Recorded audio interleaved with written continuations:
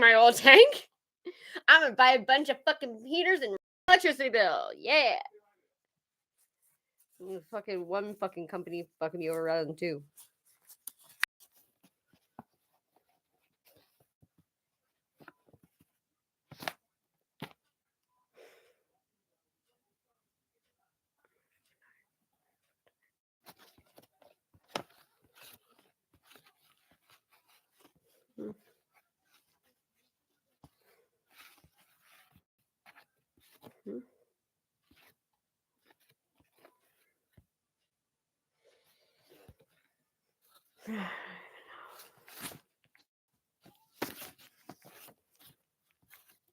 Blame Canada. Blame Canada. They're not even a real country anyway.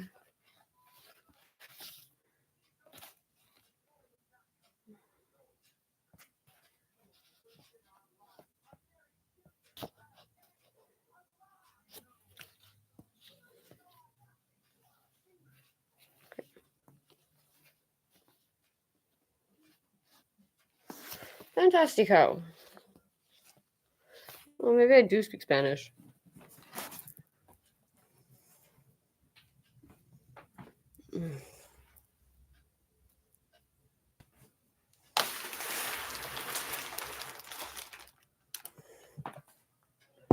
Oh, there we go. Doing.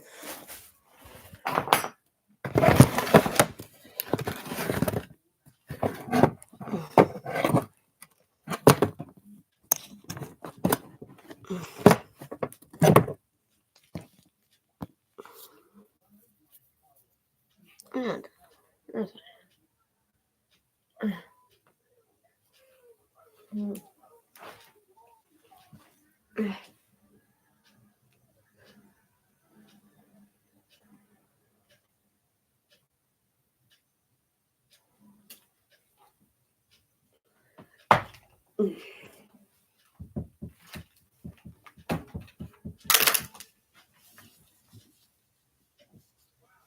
all right.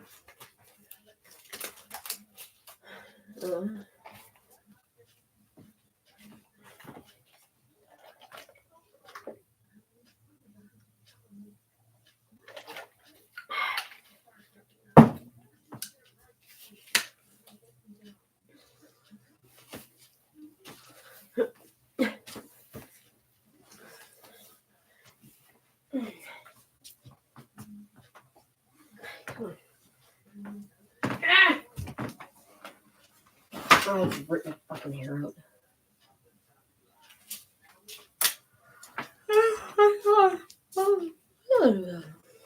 How my hair elastic? What the fuck happened?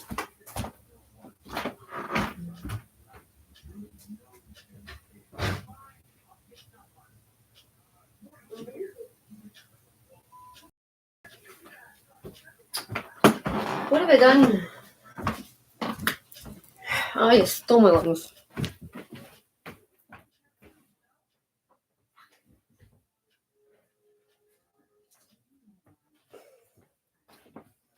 Okay, doke.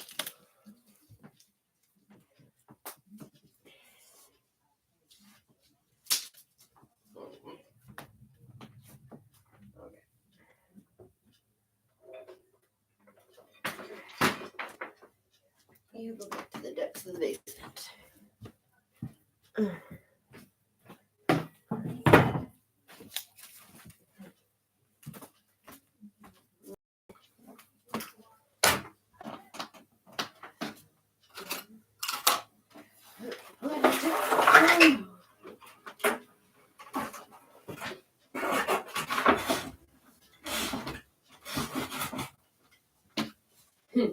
It's so dainty.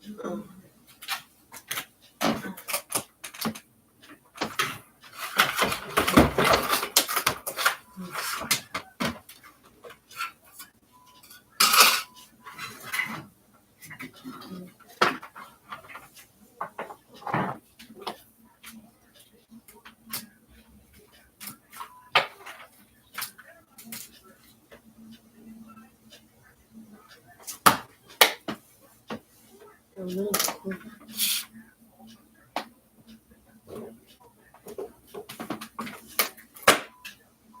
Wow.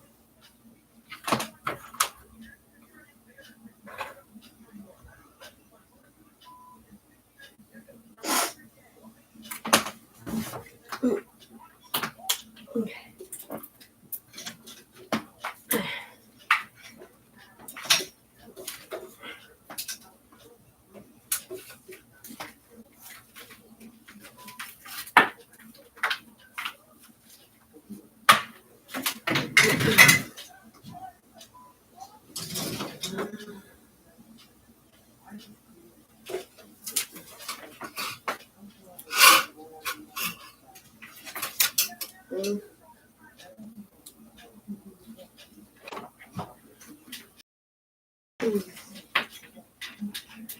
Uncle Doobie.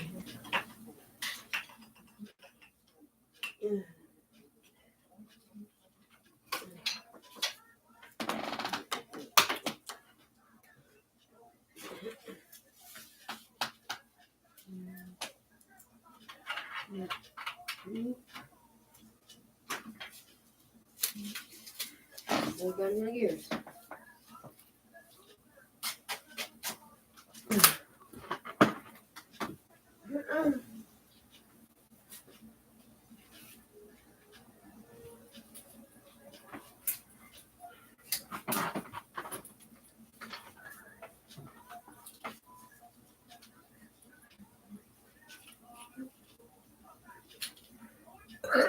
Oh yeah.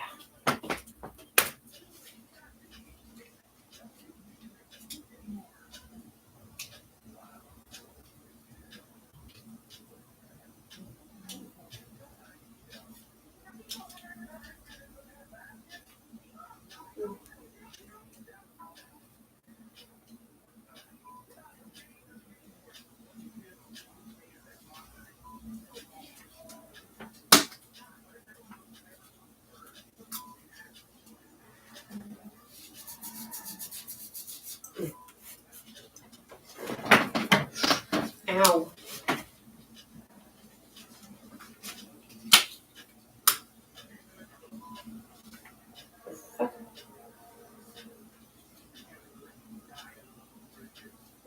Yeah.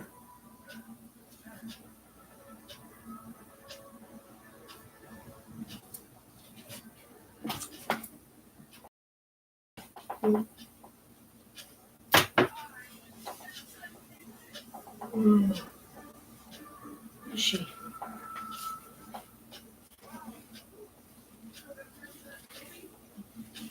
Yeah.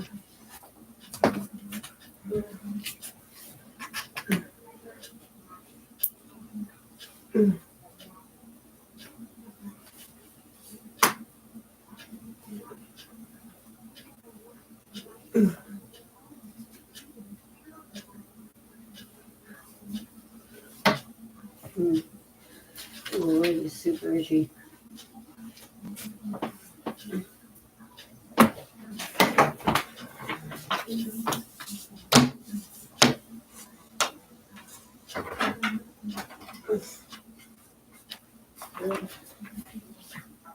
Okay.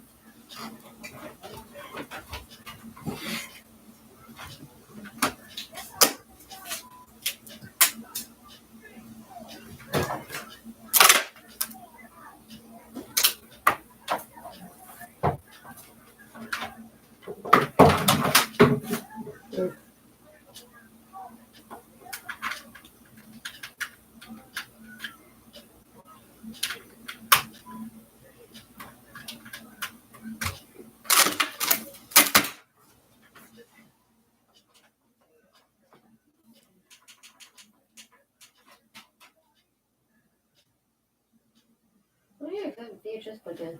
Huh? I found a bunch of fucking 3 VHS fucking players. Like, we're already at 2. I think we're good.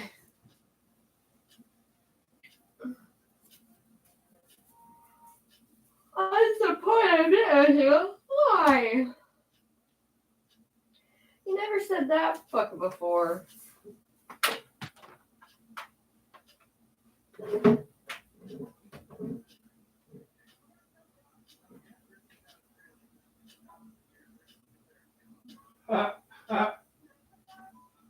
You heard that? Mm-hmm. You heard that? No. Okay, so what are you guys up to? Like, I'm gonna kill God. Like, wait, what? He's like, yeah, God is real. He's been asleep for 1,000 years, so we're gonna go right up there and kill him. Okay.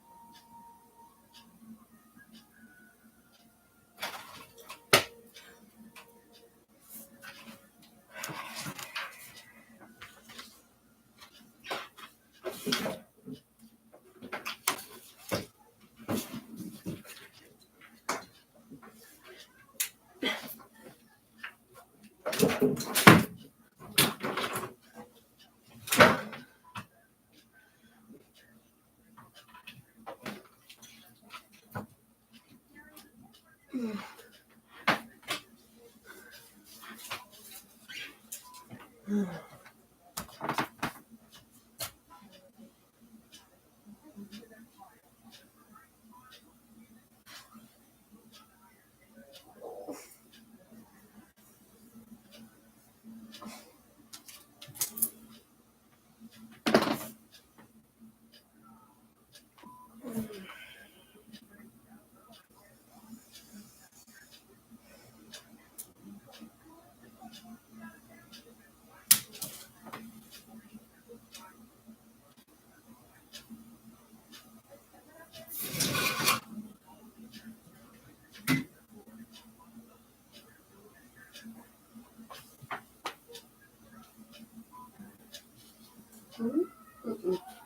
Fucking.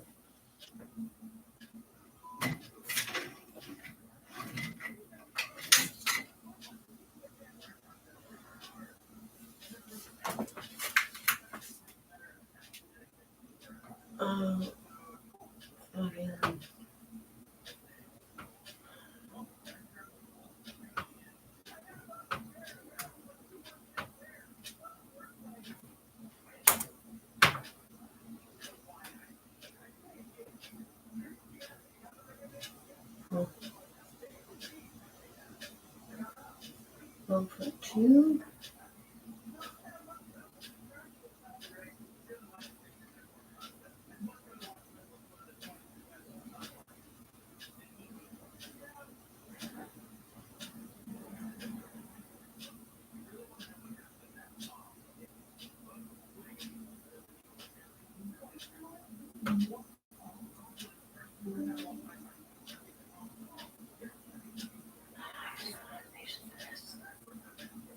Unbelievable, I don't have patience for this.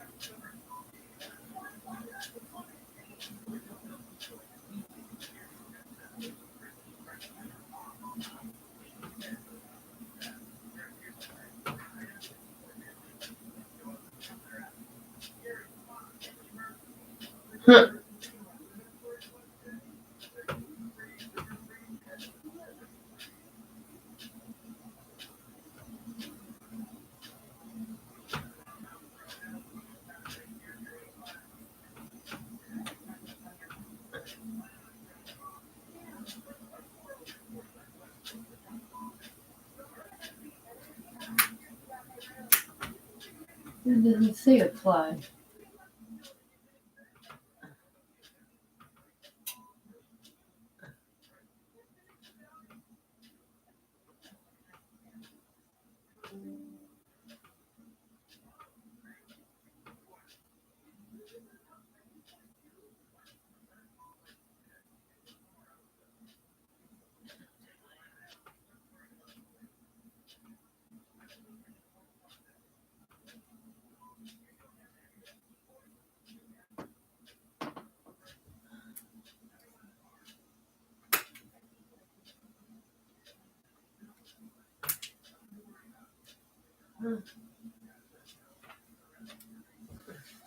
Huh?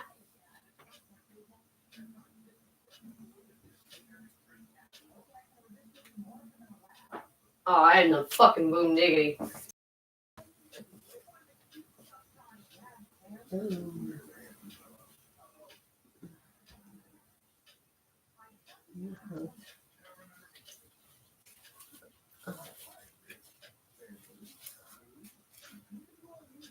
Okay, cool. Oh.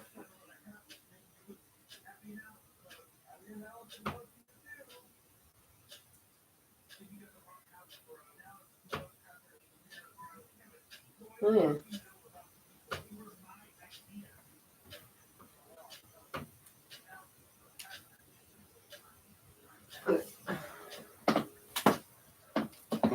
Yay! I'm a fucking pinball wizard.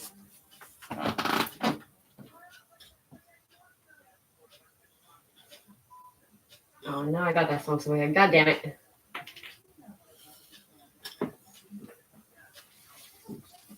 Sometimes I play the silver ball. I'm so done burning. I must play them all.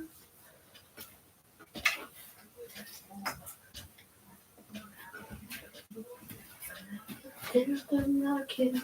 Show play me pinball. Ah, come on.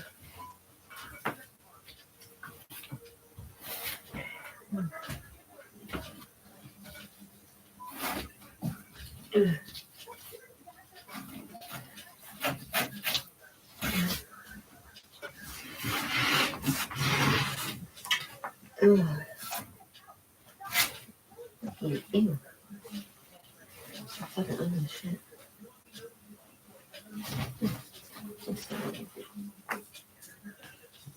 Ah.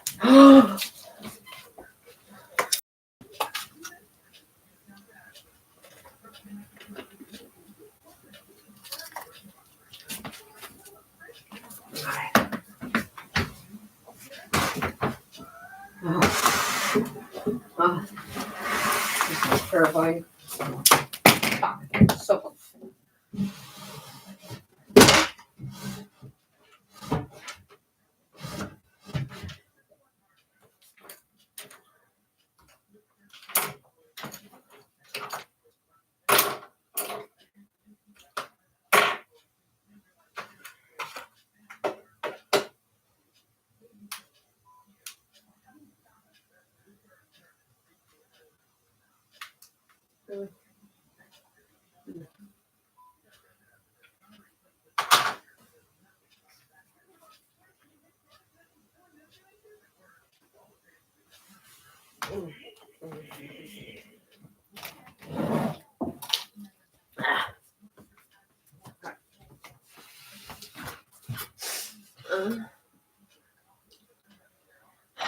I'm fine, Roland.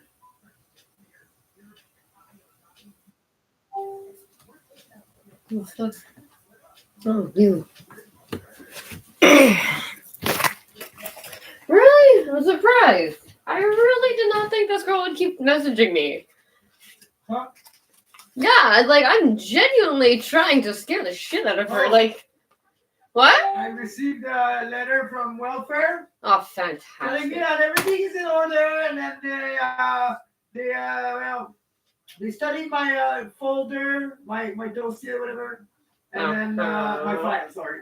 And I will continue to receive $857 a month, and everything's fine. So they might not send me anything else for a while. Or next month, they're gonna send you another one, being like, just so you know, everything's still good. Yeah. I will fucking literally go there myself and be like, you need to stop. Like, every time I see one, I freak out and I think this is it. And you're wasting fucking trees for this not. They sent me for my fucking license getting fucking suspended. They sent me 2 copies in the mail. And Dom had to sign for it. I'm like, but you're not me. He's like, yeah, well, I still live here. I can sign for it. I'm like, but you're not me. Like, it's a mail for me. So I have to have ID to prove it.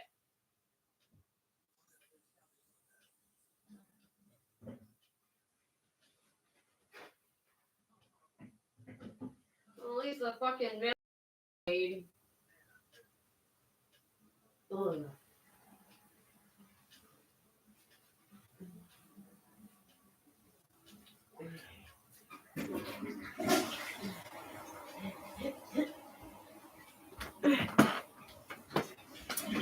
Okay, that's what I was doing. Pin in front of the mouse.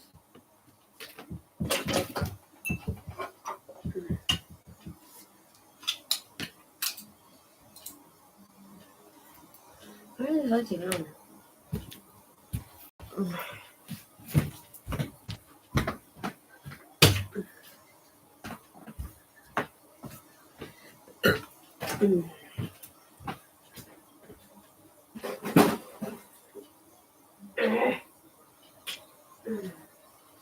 Oh, much better.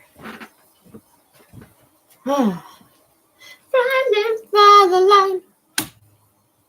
Much better. Oh, I know.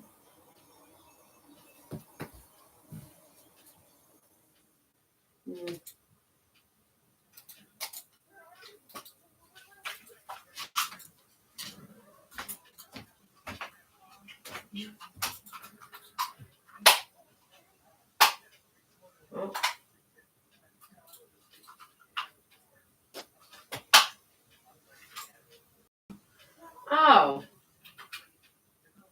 Did I do that?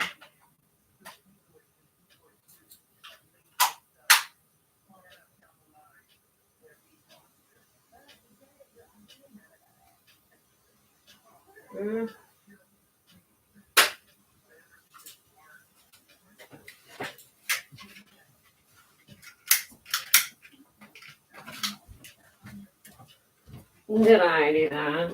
Oh, why?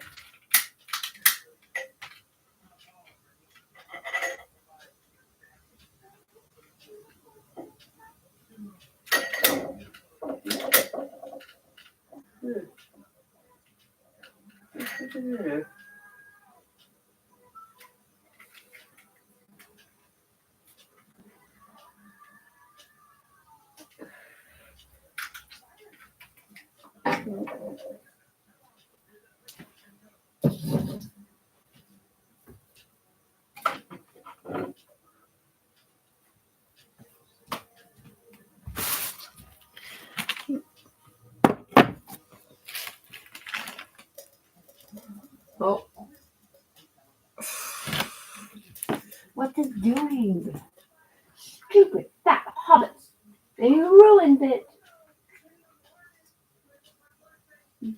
What they ruined? How do they meet on them?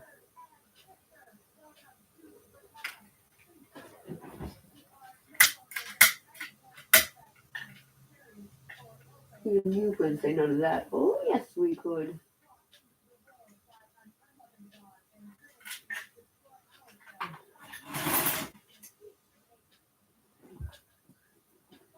I believe that. Ooh.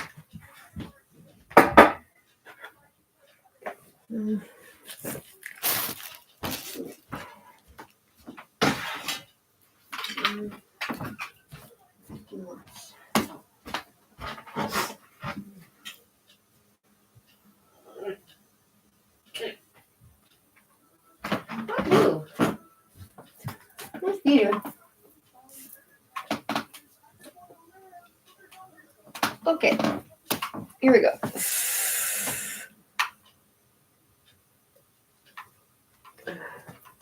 I believe you.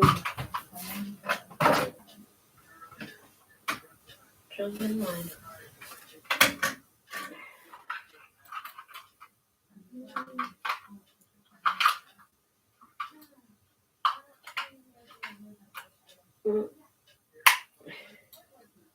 Okay, yeah, I'm just a retard. Yeah, I'm just a retard. Get out. Okay, got it.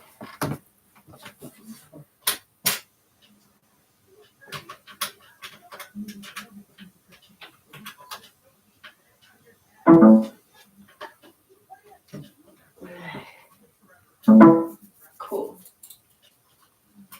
Alright.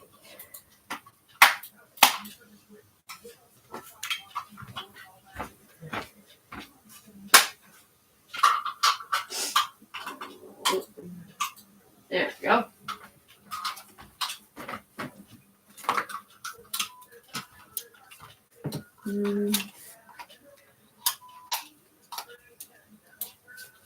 Fucking do.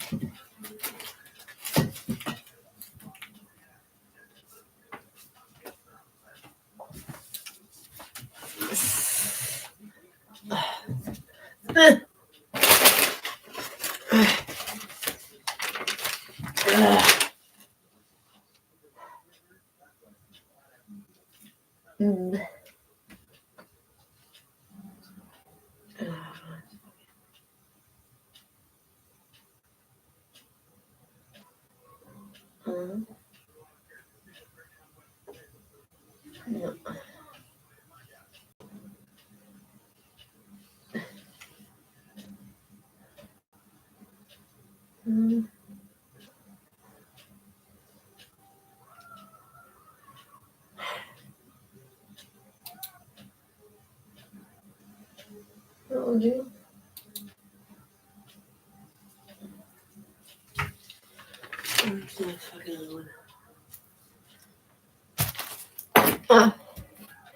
Almost died. We have one more. And I put it. Stop. Brain. Huh? No, I'm talking to Brain.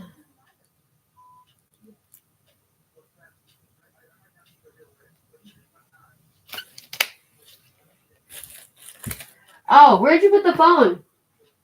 Huh? The phone? I gave it to you when I was coming in, no? I don't know. That's helpful. Oh, never mind. Found it. Crisis averted. What's this thing we got? Traces?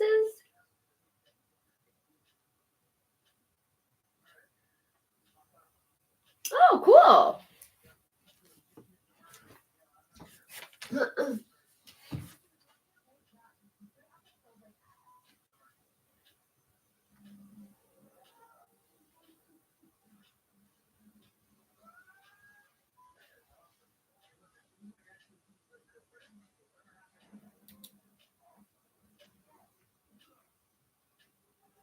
Okay.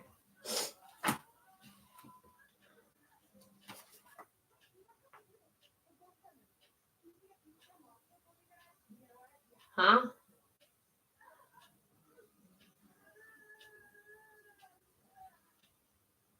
Miriam Sills. Interesting.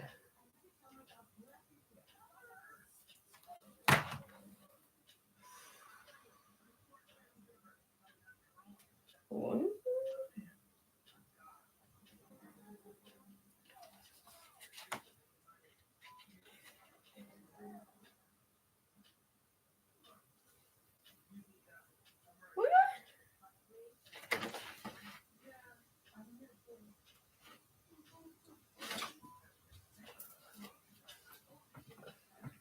I'm calling bullshit.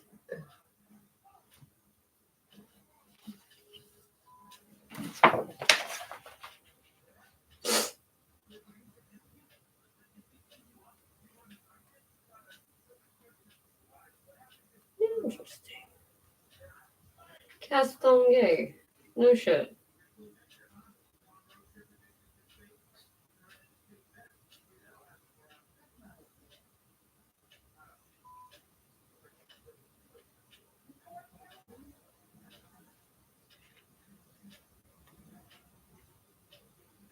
Portugal. You're gonna have to read this to me later. Huh? You're gonna have to read this little book, or it's like a magazine, I guess, that we got. It's a lady who used to live here. First time I've seen her name, though. Miriam Stills. Why is it so dark here? Because it was too bright. Well, am I too smart for you? Miriam Stills. Your name. But it's Traces. Fucking Society to Professors. So it's a history thing, but Oh. it's talking about the Templars. The Templars. Yeah. Nos Gens. Honor. What does the Mercier have to do with the Templars? Honoré Mercier is somewhere. Sir Honoré Mercier, so means maybe that's called Honoré Mercier. Like Saint Anne de Bellevue, Honoré Mercier. Yeah, but it's in Quebec. Quebec means the province then. Anyway, I'll get you to read it to me at some point. Because I can understand it, I just can't. I can read it, I just don't fully understand it. You're in a chair. Yeah. Hi, baby. Hi. Democracy? Oh, dear. What? Oh, there's a lot of white people. A lot of white people. Oh, so many white people. When we talk about fucking anything history when it comes to Quebec and it's like all fucking white people, you know fucking Yeah, it's everything not you true. hear is gonna be bullshit. Martin Rodri. Saint Rodrigue. Oh. Yev's Green Gas. That's the what do you call it? That company that's doing the real estate bankruptcy. Oh. Véronique. Charlebois. Charlevoix. Charlebois. Wood. Charles. Oh, yeah, okay. Sabrina Moissin. Moissin. Catsy. I can't even fucking pronounce that.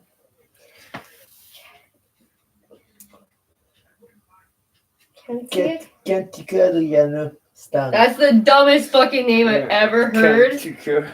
But I like the hyphen. I like that they used a hyphen, so it is actually like a compound word. Like, you know when you put two words together and it makes one word? It's a different thing. Yeah, okay. I'm still super strong Good. from your cupcake. I feel kind of want to be like. Oh, in memoriam. Why is this English? Why does it just say in memoriam and that's the only thing that's English though? Because memoriam is in Latin. It's not in English. But in. Yeah, that's true. No, but maybe in is in Latin as well. Oh, that's so fucking stupid. Oh, is that where we draw the line with things that we can and cannot translate to French? Really? You can't translate in memoriam, but you guys can translate high times. Right. Like, give me a break, bitches.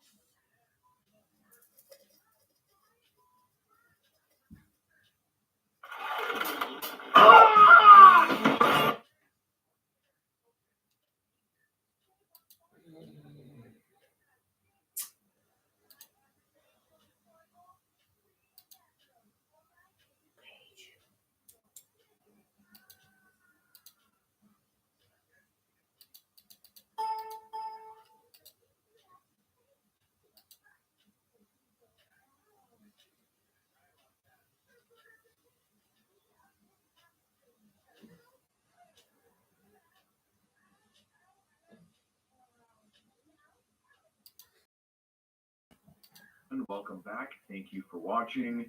I want to start off this week with going back to last year. And if you remember this story, Kelowna residents charged in alleged $7.6 million Ponzi scheme. Police allege investments were presented as real estate flips.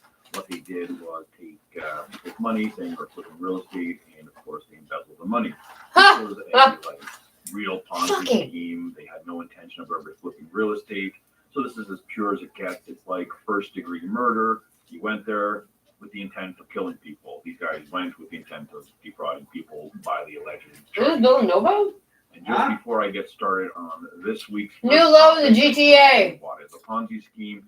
New high in Calgary. Happened in the last week or so. You've read In the real estate market. But I want to go. That's what's hilarious. On it. So let's just read this real quick, and I'm going to move Oh, you on fuck to up. stuff.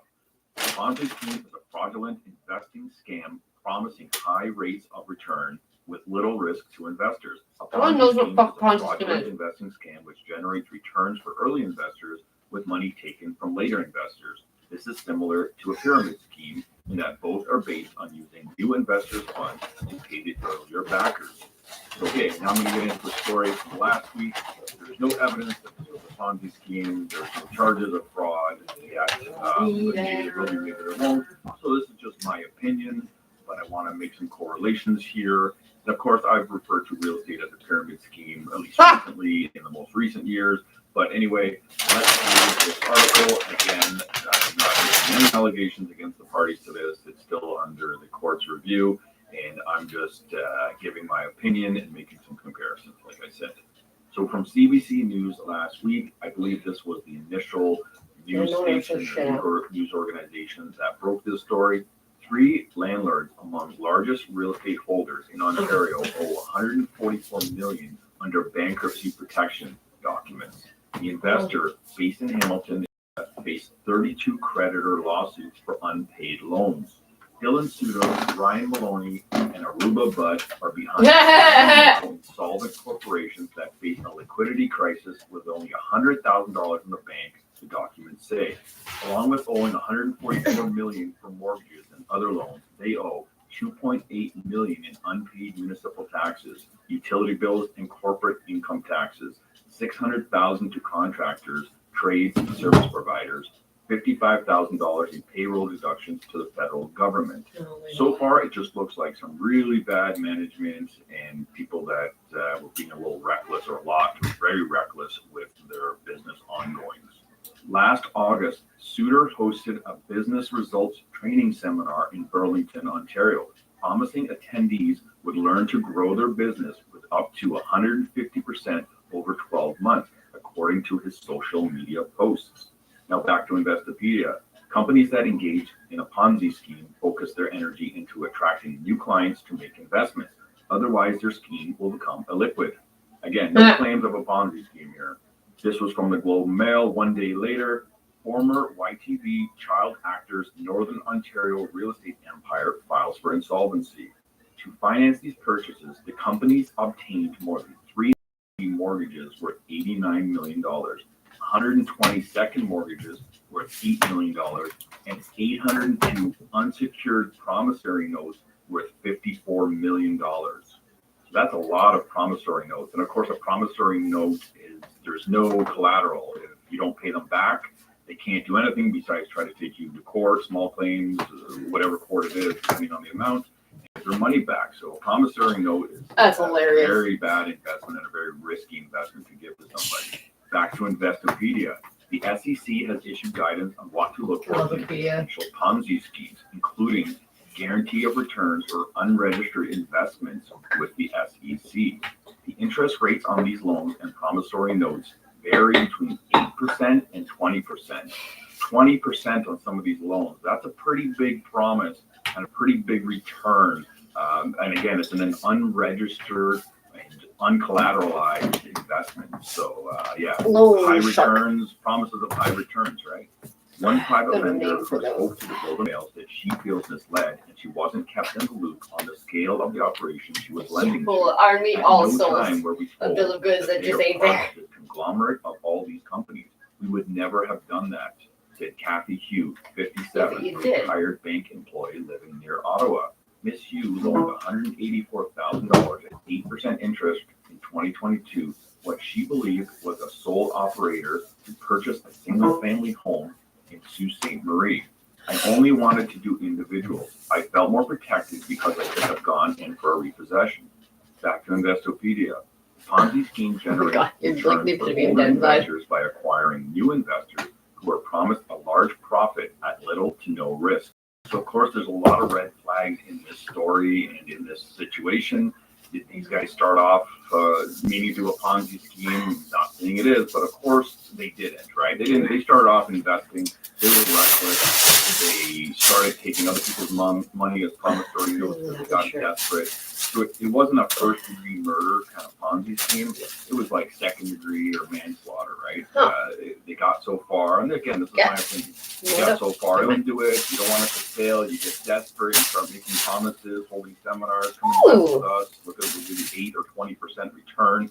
Giving someone 20% return or promising that on real estate investment, it's pretty reckless. Sirens. And of course, that can't last unless you expect real estate to appreciate at 20% a year. Maybe they got caught in the market, but again, it's reckless to think that the market was going to be 20% or 10 or 20% a year. So this next part of the story is what really irks me and gets me angry. It's what I talk about all the time. And anyway, I'm just going to read it and you can see what I mean. Mr. Clark's business, and he was one of the investors or one of the three, model of buying and renting mainly single-family homes bears resemblance to one employed by a Toronto-based Core Development Group Limited, which has promoted plans in the face of significant controversy to spend $1 billion buying single-family homes for the rental market. According to Mr. Clark's affidavit, his network of companies offloaded 223 of his properties to Core in 2022, which represents about half of Core's current portfolio of more than 550 homes. Of course, you know why it irks me. These guys want to spend $1 billion, not investing in rental properties and building apartment buildings, I think they should be doing, but buying up single-family homes. This is what we this is what drives there's no money in that. Unaffordable. But Guys like these. Guys, this guy's like surprised that developers bought up like and promised to get like build a bunch of condos and shit. It's because there's no fucking to be made in the old houses that you have to fucking spend a bunch of money to renovate.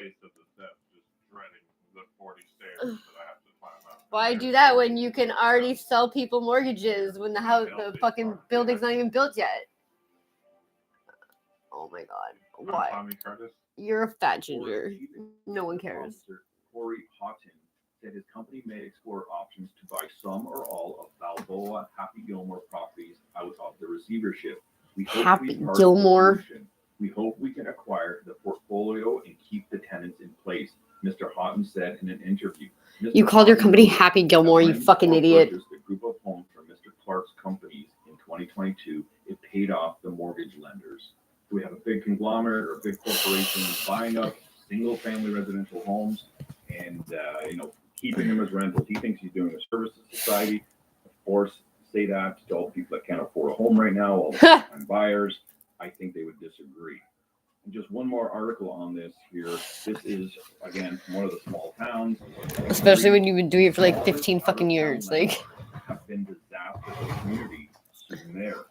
Members of city council sound off after a group of out-of-town shell corporations with 150 properties in Sault Ste. Marie obtained court-ordered protection from hundreds of lenders.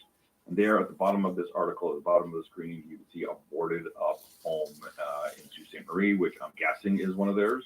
The Corps is concerned that the wave of out-of-town landlords swooping in to buy up dozens of properties in the Soo over the past years has taken away from the local economy while contributing to the erosion of affordable housing in the city. All that money is gone from Sault Ste. Marie now. yeah, and where is this person who did this? Obviously went back to their fucking country. If those same renters had been either living in some of those historical, more affordable units or in affordable community housing units, all of that money would still be circulating in Sault Ste. Marie. So, of course, they are feeling the impact in these small Yeah, but that's what communities. happens when you think you're going to cash out by bringing in a bunch of 200 developers. Small community, you feel the impact. And, of course, they do some cheap renos and they up the rent, and now, you know, cost of living goes up. And now there's boarded up homes, derelict homes on these streets. So, you know, people don't think about this when they're thinking about investing. People's, you know, communities aren't at risk, but they are. And we're seeing that in these reports now. Anyway, let me know what you think. I've said enough. Let's go on. This week's video is sponsored by the Federal Housing Accelerator Fund. And here is one of their designs behind us that they promised to give. You can see here, it's a nice apartment building, basic finishes and whatnot. Just kidding. This video is again sponsored by you, the viewers. Thank you for watching, subscribing, and viewing. I was gonna Let's say move on that to some fucking apartment statistics. building, like First, I filled wanna with start off one with whole family from the Korea Ukraine. Annual price forecast.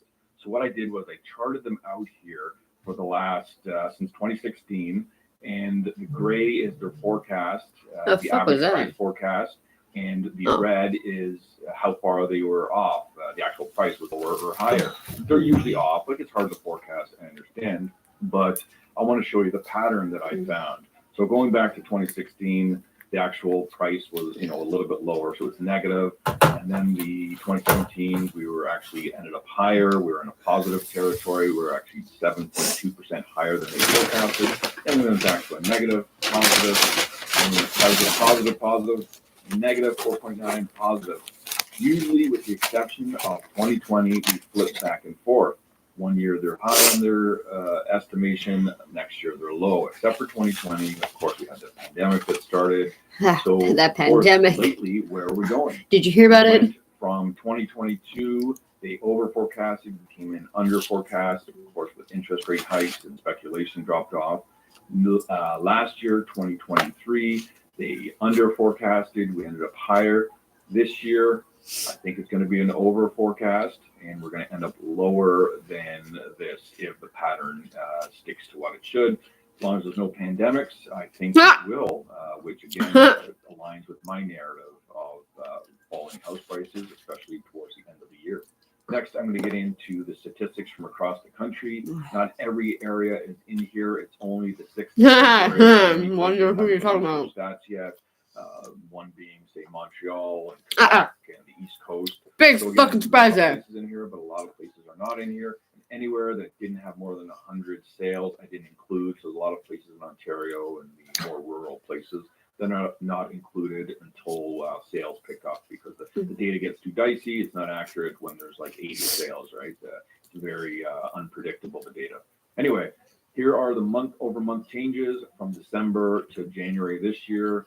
Oakville and Milton down 11.2%. Toronto down 7.7%. Brantford down 6.3%. Victoria down 3.2%. Barrie and District down 2.9%. London and St. Thomas down 1.8%. Peel down 1.6%. Hamilton, Burlington down 1.1%. York down 1%. Cambridge pretty even. Greater Vancouver up a little bit, but pretty even. Niagara region, where I'm from, 1.2%.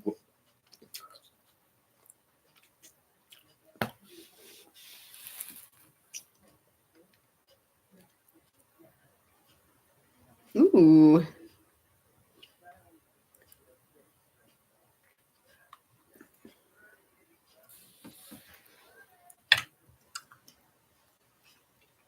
Ooh.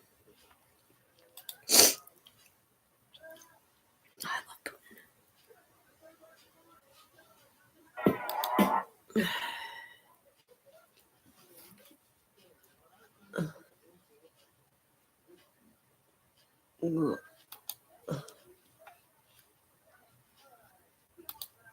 Dropped a bombshell about his interview with Vladimir Putin. Of course, we knew that he was in Moscow and going to be speaking with Vladimir Putin. We didn't know exactly when that was going to happen. We now know that it did. Spoke for about an hour in a wide-ranging interview, which we're going to see. It's not going to be behind a paywall. We will get to see all of it. But you'll recall, back a number of months ago, we learned that Tucker Carlson was being spied on by the NSA. And he learned that and confirmed that he was being spied on when, about a year ago, when he was still working at Fox News, he attempted to Fuck's sake.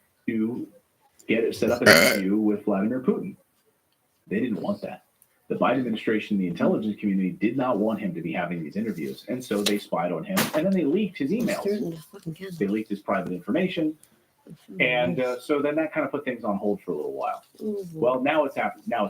And he's in Moscow. He just released this video because there was so much speculation. What's he doing? Is he interviewing him? You know, Bill Kristol wants to keep him out of the country and find out what he's doing. He's doing journalism. So he just released this report. Watch. We're in Moscow tonight. We're here to interview the president of Russia, Vladimir Putin. We'll be doing that soon. There are risks to conducting an interview like this, obviously. So we thought about it carefully. You know what's funny? The risks aren't from Russia. First, because it's our job. They're We're saying journalists. that they shouldn't let him come To home inform people. because he's a traitor and he obviously leaked American Most Americans are not secrets. informed. They have no real idea what's happening in this region, here in Russia or 600 miles away. In I do because I Ukraine. used to watch RT, But they should and then know. Ukraine took it They're over. paying for much of it in ways they might not Well, fully first yet they perceive. closed it. Canada The shut war it in off. Ukraine is a human disaster. It's left hundreds of thousands of people dead, an entire generation of young Ukrainians. Yeah. It has depopulated the largest country in Europe. But the long-term effects are even more profound. This war has utterly reshaped the global military and trade alliances, and the sanctions that followed have as well. And in total, they have upended the world economy. The post-World War II economic order, the system that guaranteed prosperity in the West for more than 80 years, is coming apart very fast, and along with it, the dominance of the U.S. dollar. These are not small changes. They are history-altering developments. They will define the lives of our grandchildren. Most of the world understands this perfectly well. They can see it. Ask anyone in Asia or the Middle East what the future looks like. And yet the populations of the English-speaking thank you. countries seem mostly unaware. They think that that's nothing has beautiful. really changed. And they think that because no one has told them the truth. Their media outlets are corrupt. They lie to their readers and viewers. And they do that mostly by omission. For example, since the day the war in Ukraine began, American media outlets have spoken to scores of people from Ukraine, and they have done scores of interviews with Ukrainian President Zelensky. We ourselves an interview with Zelensky. We hope he accepts.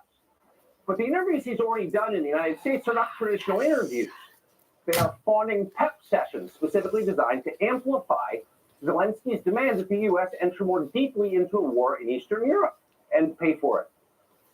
That is not journalism. It is government propaganda. Ah, Propaganda of the ugliest kind, the kind that kills people. interesting.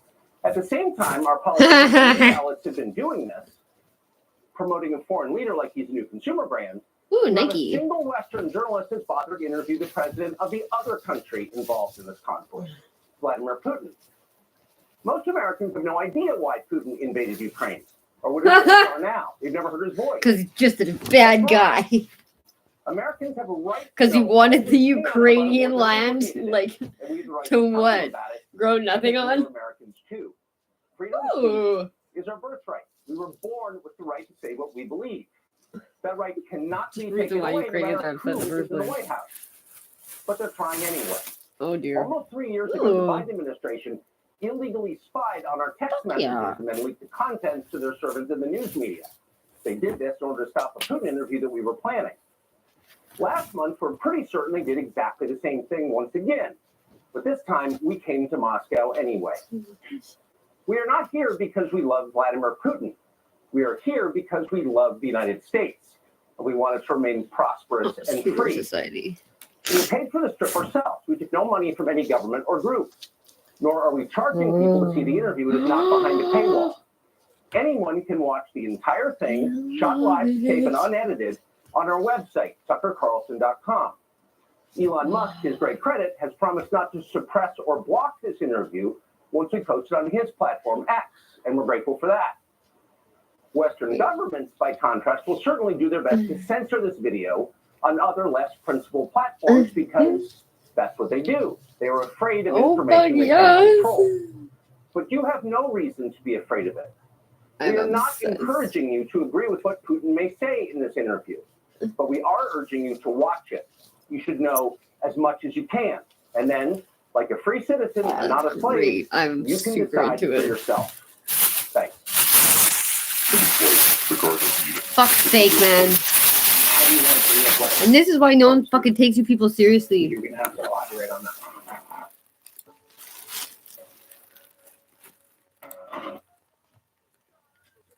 Oh, for fuck's sake. You fucking twat.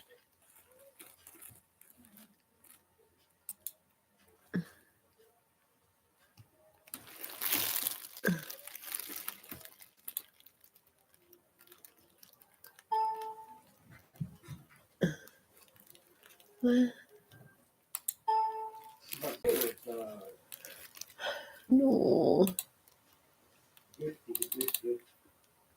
Bib, bib. A little bit off of a tone or pitch or the fucking. Fucking fuck, fuck. Ah, fucking fuck. Fuck, fuck, fucking fuck, fuck, fuck. Fuck, fuck, fuck, fucking fuck. You want to fight? No. Okay. Want to fight? I don't want to fight. I love you. Huh. I love you. You. Well, Tucker Carlson just dropped a bombshell about his interview with Vladimir Putin. Of course, we knew that he was in Moscow and going to be speaking with Vladimir Putin. We didn't know exactly when that was going to happen. We now know that it did. Spoke for about an hour and a while. Altering development. It will define the lives of our grandchildren. Most of the world understands this perfectly well. They can see it. Ask anyone in Asia or the Middle East what the future looks like. And yet the populations of the English-speaking countries seem mostly unaware. They think that nothing has really changed. And they think that because no one has told them the truth. Their media outlets are corrupt. They lie to their readers and viewers. And they do that mostly by omission. For example, since the day the war in Ukraine began, American media outlets have spoken to scores of people from Ukraine, and they have done scores of interviews with Ukrainian President Zelensky. We ourselves have put in a request for an interview with Zelensky, and we hope he accepts. But the interviews he's already done in the United States are not traditional interviews. They are fawning pep sessions specifically designed to amplify Zelensky's demand that the U.S. enter more deeply into a war in Eastern Europe and pay for it. That is not journalism.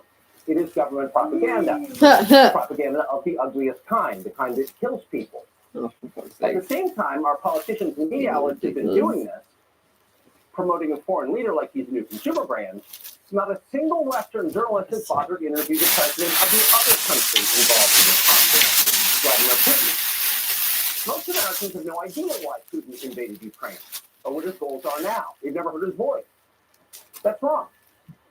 Americans have a right to know all they can about a war they're implicated in, and we have the right to tell them about it because we are Americans too.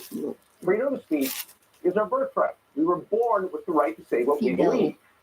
That right cannot be taken away no matter who is in the White House. But they're trying anyway. Almost 3 years ago, the Biden administration illegally spied on our text messages and then leaked the contents to their servers in the news media. They did this in order to stop a Putin interview that we were planning. Last month, we're pretty certain they did exactly the same thing once again. But this time, we came to Moscow anyway. We are not here because we love Vladimir Putin. We are here because we love the United States. We want it to remain prosperous and free. We paid for this trip ourselves with no money from any government or group. Nor are we charging people to see the interview that is not behind a paywall. Anyone can watch the entire thing, shot live to tape and unedited, on our website, tuckercarlson.com. Elon Musk, his great credit, has promised not to suppress or block this interview once we post it on the and we're grateful for that. Western governments, by contrast, will certainly do their best to censor this video on other less principled platforms because that's what they do. They are afraid of information they can't control. But you have no reason to be afraid of it. We are not encouraging you to agree with what Putin may say in this interview. But we are urging you to watch it. You should know as much as you can. And then, like a free citizen and not a slave, you can decide for yourself. Thanks. You'll never procrastinate again once you understand this. Because psychologists have recently discovered that the real reason why you procrastinate is not due to laziness, or lack of motivation, or poor time management. Because my brain It's is all due to broken. this. Like the What I'd like 20 to share with drugs. you. So picture this right now. In the present moment, what you do right now, is that determining your next moment, your tomorrow? Yes or no? You bet. But have you ever noticed when you're trying to create that future you really want and striving for that goal or starting that new project, all of a sudden in the present moment, you begin to feel fear. That's because you're or really Asian. uncomfortable emotions, or even imposter syndrome. Almost, I think. You look Asian Italian. I love that. He's like, then the NSA spied on us again last month, but we came anyway. A big FU to the intelligence community and to the Biden administration who's trying to suppress this interview, trying to keep them from telling the truth. Well, It's now remarkable. it will be very telling to see what platforms like YouTube and Facebook do with this. Will they demonetize other people who they may let Oh, it go on its God. own, but then What a demonetize beautiful people fucking who dog. talk Oh about my it god. in Yeah. a certain way. That's a great point. I mean, Ariel! it's a strategy that Ariel! platforms do, right? So there are certain topics that you can cover them, but YouTube will not allow them to push out to an audience. Like, oh, we didn't block it. We just didn't push it. We didn't allow it to grow They can again. downrank it. Downrank it, suppress it. I mean, we see this. We study They the also data. We use know it. how to do this. I know you! They also use it as a dragnet, though, to get a bunch of people to put this stuff out, and then they've got everybody that they can ban at the same time. Because you'll see like multiple channels go down all at the same Yeah. time for covering the same subject, and there's just Right. like no warning. It just all of a sudden they're gone. Yeah. Right. Yeah, because whatever the YouTube decides to do that day, they just block and, Hi! How you doing? It's been a while. I saw your post about your dog. Me and my boyfriend have been looking for a dog before my dog dies.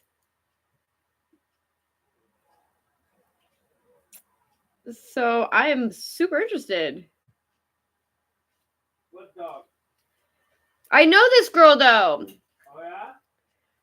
Yeah, we have a odd history. Her fucking boyfriend, Mario. I bought fucking weed off him once when we were in high school, and it's like one of the first times you learn you never buy a ball of tinfoil because you're definitely gonna get ripped off.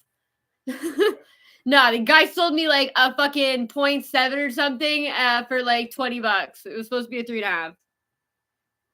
But they have anyway, Ariel and her little group of friends were kind of mean to me for a little bit in high school. Like they tried to bully me or I guess whatever. And even my sister, believe it or not, told Ariel to shut her fat fucking mouth. And Ariel was like, God, I was joking. Anyway, she was pretty cool with me after that. And she lived next to me in the building next to me for a while. But me and her are totally chill. And she's got a 3-month-old male border collie black lab. Good with dogs and children because she's got like fucking a million children. But she's super allergic. She tried a bunch of different medications. Nothing's working. Please, no negative comments. The dog is gorgeous. His eyes. Black lab? Yeah, his eyes are like mesmerizing. Very smart. Well, his eyes look smart, actually. I was about to say. Yeah, okay. How old is he? 3 months. Okay. Talk to her. Yeah, I already messaged her. Fuck yeah, I'm gonna message her right away. She's super nice to me. You know that I'm gonna be okay with it even if you don't talk to me about it? Well, we've been talking about getting a dog for a while. Yeah. And we've already, like, I've told you, it's our dog, but, like, ideally, Jack is first, you're second, and I'm third. Huh? For it to, like, be, like... Oh, yeah. I know what you mean. Yeah, we're talking about you. You might get a new brother! And he won't be like $1 million. Because I just don't have like $300-$400 to dish out for a fucking old ass dog. Like, as much as I would love to, that's where rescues go wrong. Like, Hey, a dog is gonna eat normal fucking food. right? And do normal dog things. that poor animal for no reason. Good follow up, Yan. Huh? Good follow up. I feel bad when I kill an animal in my game. Wow. I feel bad when I kill bugs. Except mosquitoes. Fuck mosquitoes. All those bitches could fucking burn in an inferno. Sir. Oh, he's gorgeous. Mr. the Sir. Oh, Mr. the Sir.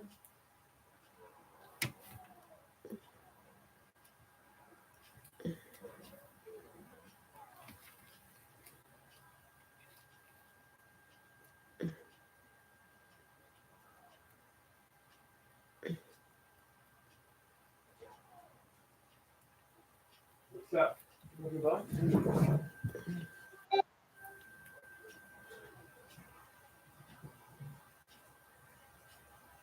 Oh. Is that Paulo? I think Paulo just messaged me.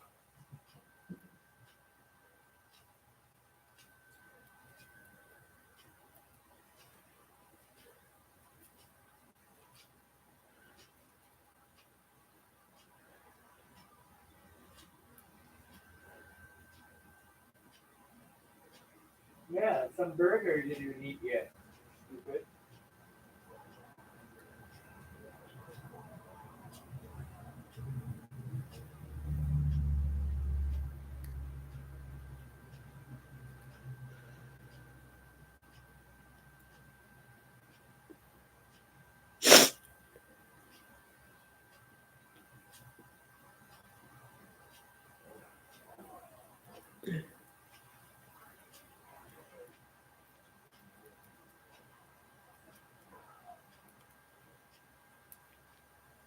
I feel like she doesn't. Oh, maybe she's not going to remember me.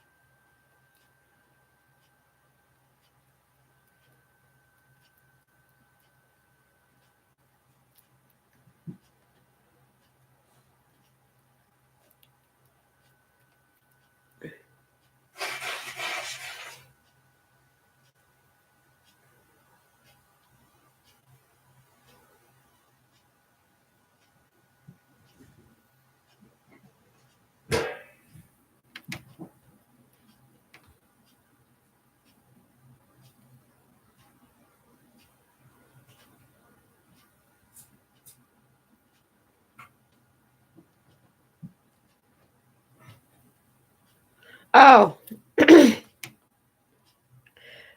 Kilo messaged. What he said. Yes, I do. No answer. What he did. See, because he just remembered again. Because he did answer us already. Yes, I do need to get paid. No, I think he's like repeating himself. Like, yes, he's starting to fester. It's good to let him know. Well, let us know what is your plan. I don't know.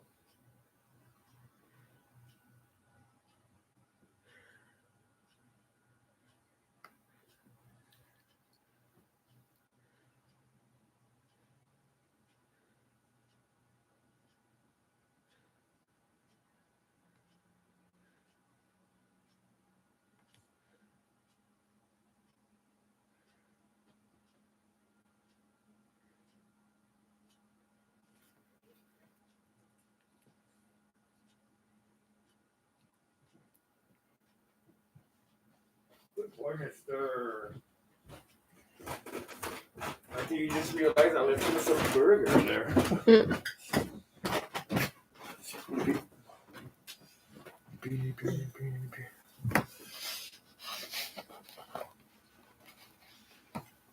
Oh, I said yes, I do. No answer, which mean he's trying to get paid, and then they're not answering him. How long? Can I ask him that? Yeah, that's it. How long has it been? Jack, chill out.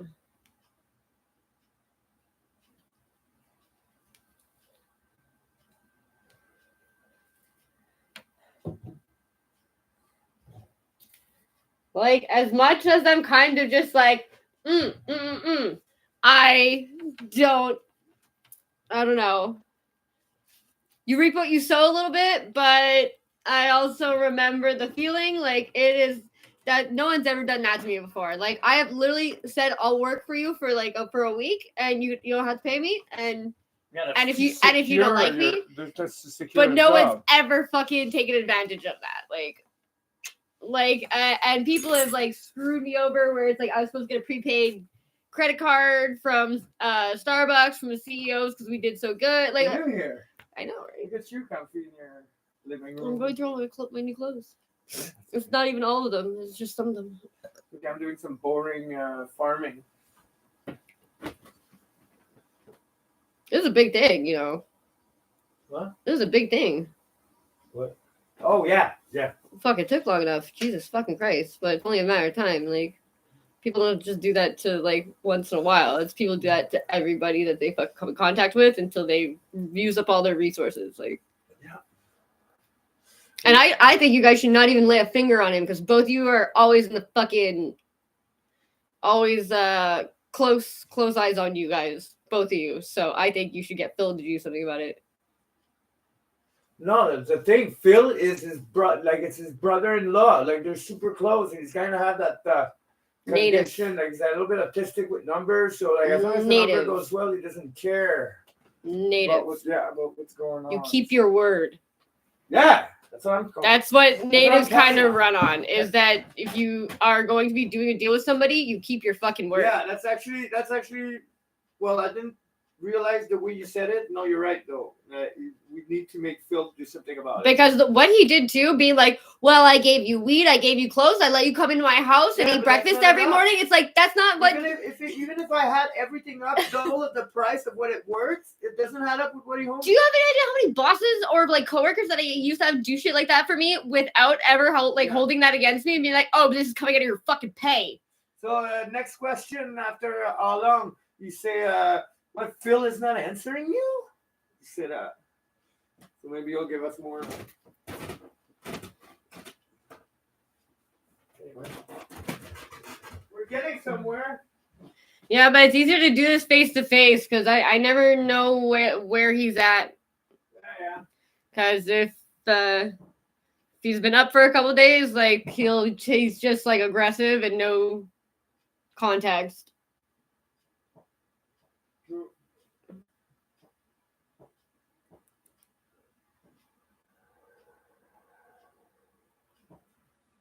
Them motherfuckers gonna get his. It fucks me over like that.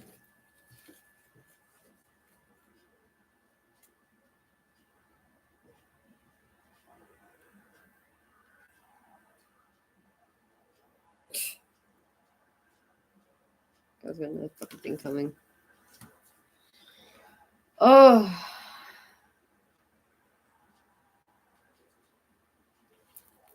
Oh. I almost dropped my mouse in the water bowl. They do that. They change their terms of service. They do it all the time. We have journalist friends. In fact, a friend of the show, like Kavork Almassian, like he has stuff. He's just covering what's going on in Syria. He's happening in his own country about the illegal occupation with U.S. forces in that country. It gets blocked, demonetized, downranked, and he has to rely on Patreon support in order to be able to feed his family. I mean, it's ridiculous. But this is the type of free speech that we hope for. Fuck no. Does he have to go poop maybe? People don't also realize the danger Jack, get the they put poop? their lives in by doing this stuff, like by going against the U.S. government, by going against the Syrian government, stuff like that, like working like they put their lives in danger to bring us this information. Why don't you put your bird And in a not different only are they room? Fighting, their own governments, but they're fighting Oh the my censorship God. on these platforms who work in in lockstep with our government to suppress this stuff. So these guys are That really is putting fucking ugly. themselves out there for us to get this information, and we should welcome it and not be so dismissive of it. Okay. And it'll be interesting to see on YouTube Come on. because Tucker has a YouTube channel Come here. now. You know, he's gonna of course do the interview on X. He'll publish it there, and then he'll also publish it on YouTube. It'll be interesting to see how YouTube handles it. Do they just push it down, or to see how many views he gets on Twitter with it or X Yeah. versus YouTube, and see Rumble. It'll be fine because it's a free speech platform. Not worried about that. But anyway, Well, there's talk. Just real quick, there's talk because Joe Rogan just signed a $250 million open platform deal with a non-exclusive with Spotify, and Spotify is going to buy ads against Joe Rogan on YouTube and everything like that. So people are hoping that shows YouTube that there will be ad money that people will spend on controversial content, because if Spotify is buying the ads on Rogan's controversial videos, they're not going to pull it down because they're making a lot of money. I should be clear, and it should be interesting and clear about something. Like you, as an advertiser, you have the ability on YouTube to select if you want controversial content, and actually, it's a little bit cheaper to advertise on those particular. Yeah, you can specifically pick what channel you want to advertise on. Yeah, so you can choose as an advertiser to support. And when they say sensitive issues or controversial content or whatever, like What they mean is wrong think. right, yeah, that's a great point. Like they think, oh, it's just wrong thing, but you have a choice and you can do that, and you can actually pay less if you want as an advertiser to reach that audience. And maybe that's what advertisers should do, because it seems like that type of content attracts people like you who are watching right now, smart people, right? So wouldn't it behoove advertisers to try to run ads to you guys, smart people, who are watching not brainless, dead, just random crap challenge videos and cat videos, Now, can I just bring up a topic about the content of this interview, though? Because there is part of me that thought, okay, I spend a lot of time studying Ukraine and Russia and their histories and history of this conflict, things that are not said.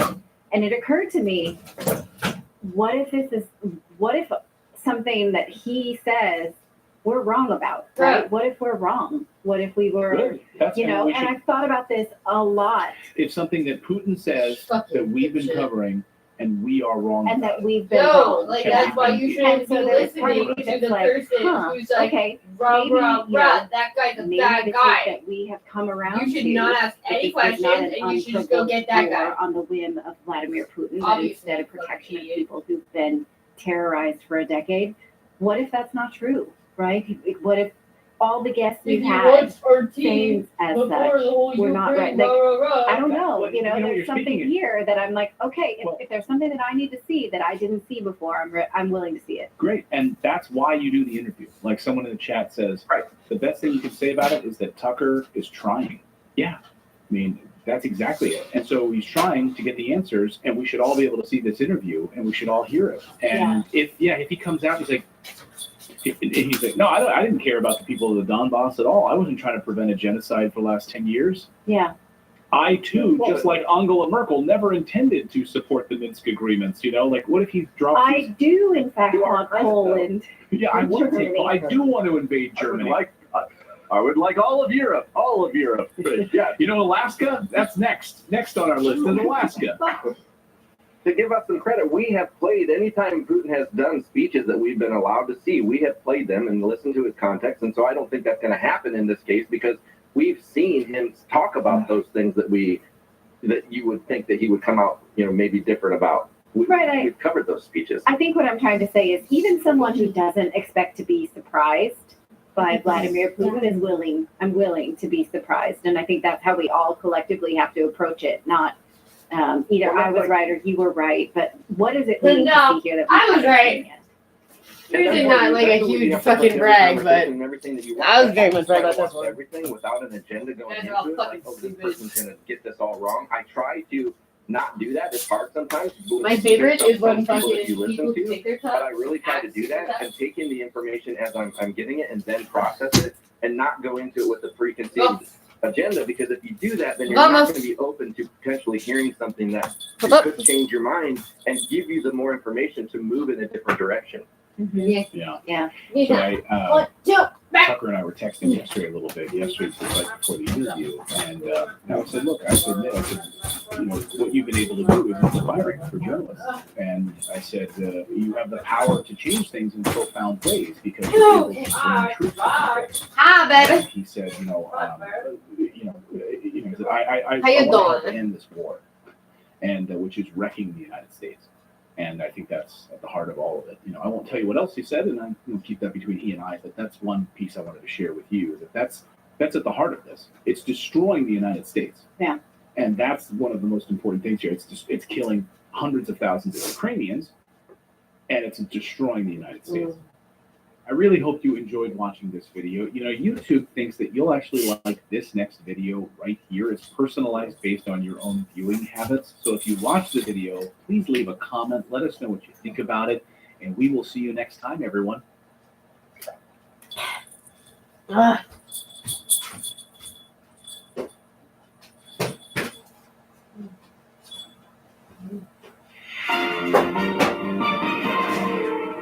On this Monday night, tough questions for London, Ontario police. The push for answers about why it took so long to lay charges in the Hockey Canada sex assault case. And I'm apologizing to the victim. As Sheldon Kennedy sees progress in how allegations are handled. We expect the truth and transparency. Cancer diagnosis, King Charles starts treatment and withdraws from public duties.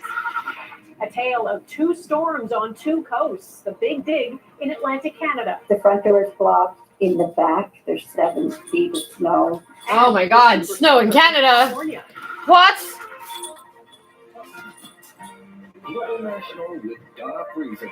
Good evening and thanks for joining us. The case of the 5 former junior hockey players charged with sexual assault is moving ahead, and police in London, Ontario, where the alleged assault took place in 2018, are now answering questions for the first The time alleged since assault. She charges got were paid laid. $4 million. The players, 4 of them now Not in the alleged. NHL, did not appear in court today. Their lawyers represented them by a video link.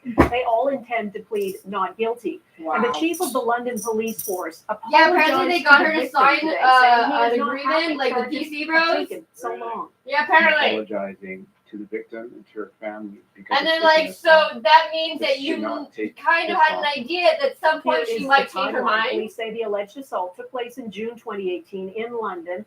In February 2019, police closed their investigation. It was reopened in July 2022. Charges were laid on January 31st, 2024. That's almost 6 years Wait, after sorry. the incident was first What? reported to police. The woman at What do the you want? center of this is known only as EM, and today the police Yeah, sure. referred to her as the victim, saying they consulted her and she does not want to be described as a complainant or a survivor. Eric Yeah. Sorensen is outside That I the courthouse understand. in London, Ontario tonight. Eric, one thing that's still unclear is exactly why London police reopened the case. Well, Donna, police say Because that they more found out evidence she came to signed light in a NDA for 2022, $4 though they million. wouldn't say what it is, but they are admitting, as you pointed out, that the investigation took too long. And what became clear today is Yeah, that the entire meaning legal she can't process is going to be a long one, and it's really Can't just sue, she getting can't talk underway. about it, but they'll pay her off $4 million. London's Ontario. Well, Donna, police say that more evidence came to light in 2022, though they wouldn't say what it is, but they are admitting, as you pointed out, that the investigation took too long. And what became Ah. clear today is that the entire legal process is going to be a long one, and it's really just getting underway. London's Ontario Court of Justice drew global attention Monday. Only the lawyers appeared in court by video link for 5 professional hockey players charged with sexual assault, including Wow. 4 NHLers. They were told by the Crown to expect substantial evidence in the case. The players were only recently charged, even though a woman told police she was assaulted in this London hotel in 2018 after a Hockey Canada event celebrating the World Junior Hockey team that the 5 accused played for. London police dropped their initial investigation in 2019. Now, in front of an enormous media contingent, they were asked why the case was closed and reopened 3 years later. Again, I can't speak to that. Police Chief Ty Apparently it was her Cron said mother, I repeatedly think, or they can't something. speak about their own internal review. Because her mother was like, no, it's just not right though. Which I fucking agree. Like, go ahead, fucking take your $4 million and then still fucking take them to court. Fuck that. That's fucking gang rape. Like, Police Service, my sincerest apology to the victim. to her family. for Who the amount fuck of is this girl's time family? Holy shit. that it has taken to reach this point. The chief acknowledged the London force has work to do to reassure victims of sexual assault. Strengthening, building community trust is a big priority for us. And we're going to work towards building the trust and repairing some relationships. This Well, law professor was more Might take a blunt. while. Seems that there Here, were gang rape is hard to get failures over. in how the investigation was done, which seemed to be cursory and inadequate. Other critics say institutions from the police to the NHL reflect a culture in this country that for too long has not held abusive behavior accountable. It's been a culture of silencing and enabling of this very masculine culture that often is dehumanizing to others, particularly to women. However long the police investigation has lasted, expect the court case to be every bit as long and difficult if it goes to trial. It's going to be very tough for the victim. It's going to be very tough for the witnesses. And dealing with 5 defense lawyers, it's going to be a lengthy trial, and we'll see what the outcome is. Lawyers for the 5 players say they will plead not guilty, so there is every reason to believe that a trial will take place in this case and that it will be a long one. The next court appearance for the 5 accused will be April 30th, just as the first round of the playoffs are underway. Donna? Eric Sorensen in London, Ontario tonight. Thanks. A little later, I'll speak with former NHL player and co-founder of the Respect Group, Sheldon Kennedy, on whether he thinks hockey culture has changed. The sexual assault trial of the Canadian military's former head of human resources heard testimony today from the woman making the allegations. This case dates back to 1991 when the woman says now retired Vice Admiral Hayden Edmondson raped her while on board a Navy ship. He was a high-ranking officer, she testified, saying she froze and kept quiet during the alleged attack, fearing for her life. What would have been the consequence of me yelling, me pushing, me saying no, me not following orders? Are you retarded? Edmondson has denied any wrongdoing and pleaded not guilty to 1 count of indecent acts and 1 count of sexual assault. That's bullshit. There That's is more super upheaval in bullshit, the royal though. family. King Charles has been diagnosed with cancer. Buckingham Palace says it was discovered while the king was being treated for an enlarged prostate, but that it is not prostate cancer. He's already begun Yeah, it treatment. took you guys 48 hours to find out. Crystal Demancing That's on 48 One hours of Day. you talking about his butthole. Shock and concern as the royal family That's usually divulged shock the and king's awe. I was like, cancer that's not diagnosis. butthole? I mean, hopefully he does well. The Canadian family in disbelief over the revelation. I know my parents are pretty, my mom especially is pretty shaken by the news. She's always followed the monarchy. His Majesty started treatment Monday. The cancer was found as the king was receiving treatment for an enlarged prostate. Buckingham Palace has not identified. It's still just as funny as the first time you said it. Our thoughts are, of course, with His Majesty and his family, and we all wish to send him our very best wishes. From the British House of Commons to the Canadian Prime Minister, Justin Trudeau also wished the king well and a speedy recovery.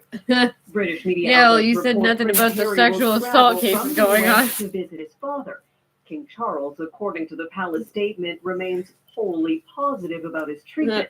The 75-year-old ascended to the throne in September 2022, and in sharing the news, hopes it may assist public understanding for all of those around the world who are affected by cancer. Thought she In was a statement gonna from Buckingham Palace, it says enlarge the king prostate. will continue with state business and official paperwork. and look forward to Gooman returning Singh. to full public Her last duties name is Gooman as soon as Singh. possible. Donna? All right, Crystal Demancing in London. Thanks. Days after announcing an exclusive deal with Loblaw, Manulife is now backtracking. Canadians will be able to fill specialty drug prescriptions at any pharmacy. The insurance giant reversed course after a backlash from customers. Manulife had told people about 260 medications would only be covered at Shoppers Drug Mart and other Fuck off. Loblaw-owned pharmacies. That included drugs for rheumatoid arthritis, Crohn's disease, and cancer. Manulife says patients covered under the program represent less than 1% of all those insured through its company. Dangerous blizzard-like winter conditions brought much of Nova Scotia to a halt. over There's the weekend. fucking snow in A lot of Canada. people There's are fucking calling rain it in BC. What the Snowmageddon hell's going on here? 2024. Since Friday, as much as 150 centimeters of snow has fallen on parts of that province. There's so much, so fast that windows and doors were blocked. These people had to shovel their windows to get out of their homes. The storm has left thousands in the dark, shut down schools, triggered a local state of emergency in Cape Breton. Heidi Petracek on the efforts to dig out and clean up. Yeah, but did you guys know you fucking have to sell your wood burning stoves? A wall of snow greeted Glenn Gould when he opened his door in Sydney Mines Sunday.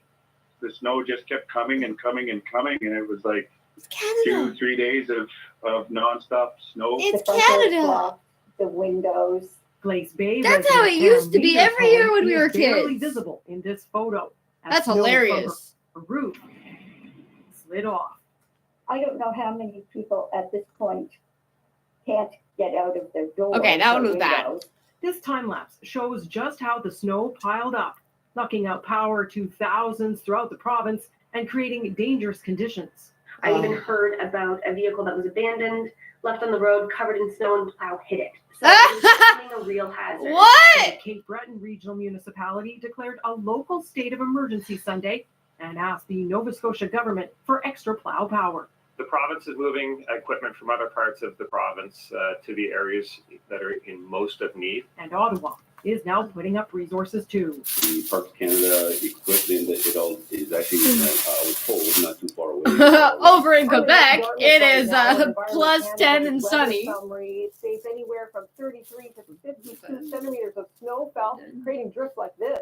So imagine then what it's like in Sydney, Cape Breton, where a volunteer weather observer recorded 150 centimeters. I just hope that everybody out there got the help that they needed and that everybody is okay. People throughout the region are now focused on digging out. Many schools will remain closed. The historic cleanup underway. Heidi Petracek, Global News. They used to never fucking close school when we were kids. Parts of They used to make you California fucking walk your are ass to getting school. drenched right now. Satellite imagery shows a massive storm system stalled over the southern part of that state. It's called an atmospheric river, and it is the second in 2 weeks. About 38 million people are under flood alerts tonight. Jackson Prosco reports on how Californians are coping. This is already a storm for the history books, dumping nearly 6 months worth of rain on Los Angeles in just a few days, bringing the first ever hurricane force wind warnings to parts of the California coast. There was very high wind on the bridge. In the Hollywood Hills, there's incredible damage from mudslides, as this powerful atmospheric river delivers more moisture than the ground can handle. Evacuation orders were issued for areas most at risk of flooding. It's extremely traumatic to leave your house and not know what condition it's going to be when you get back. Near San Jose, the water rose so fast that people and their dogs had to be rescued, while downed trees and power lines have left hundreds of thousands in the dark. I think the trees and the weather just didn't have a good mix. Scientists say El Nino and a changing climate have supercharged weather systems.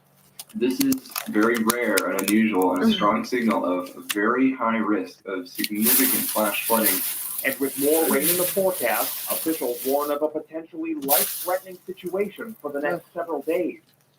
An unrelenting deluge California won't soon forget. Jackson Prosco, Global News, Washington. 2 days of mourning are underway in Chile after at least 122 people were killed by wildfires on that country's central coast. Conditions were safe enough for some residents to return to some neighborhoods today to search through the debris. About 1,400 homes have been damaged. Rescue services are struggling to get to other areas, and more than 300 people are still believed to be missing.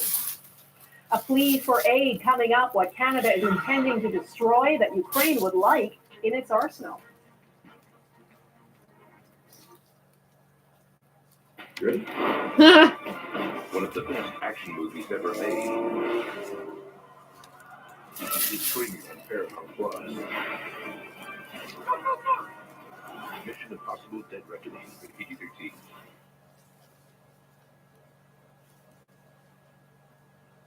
Ukraine's President Volodymyr Zelensky has said an overhaul of that country's military and civilian leadership is needed to reboot the war effort against Russia, hinting a major shakeup of his government is imminent, and it could include replacing Ukraine's top military commander. All this is happening at a precarious time. Ukraine relies on Western allies to supply it with weapons and ammunition, and it has never had enough. The Netherlands says it is preparing to send more American-made F-16 fighter jets. U.S. senators have unveiled a $60 billion aid package for Ukraine, but that's being stalled by hardline Republicans. Now, as Jeff Semple reports, Ukraine's top military intelligence officer is urging Canada to donate decommissioned rockets that are slated for disposal. The frozen front lines in eastern Ukraine. Nearly 2 years since Russia's full-scale invasion, Ukraine is running desperately short of weapons, and Kyiv is now hoping Canada can provide a lifeline. Good luck to you. We are grateful Canada has been assisting, but we need more, says Lieutenant General Kirill Budanov. In an exclusive interview, Ukraine's spy chief told Global News they've asked Ottawa for a donation. Securely stored inside a warehouse at this military depot near Saskatoon are more than 80,000 rockets, known as Canadian Rocket Vehicle, or CRV-7s. They were developed in Winnipeg during the Cold War, used to arm Canadian and NATO warplanes. But our Air Force no longer needs them. The rockets were retired 2 decades ago and are now slated to be destroyed. Ukraine wants to give these Cold War relics new purpose. It's thousands enemy tanks that can be destroyed.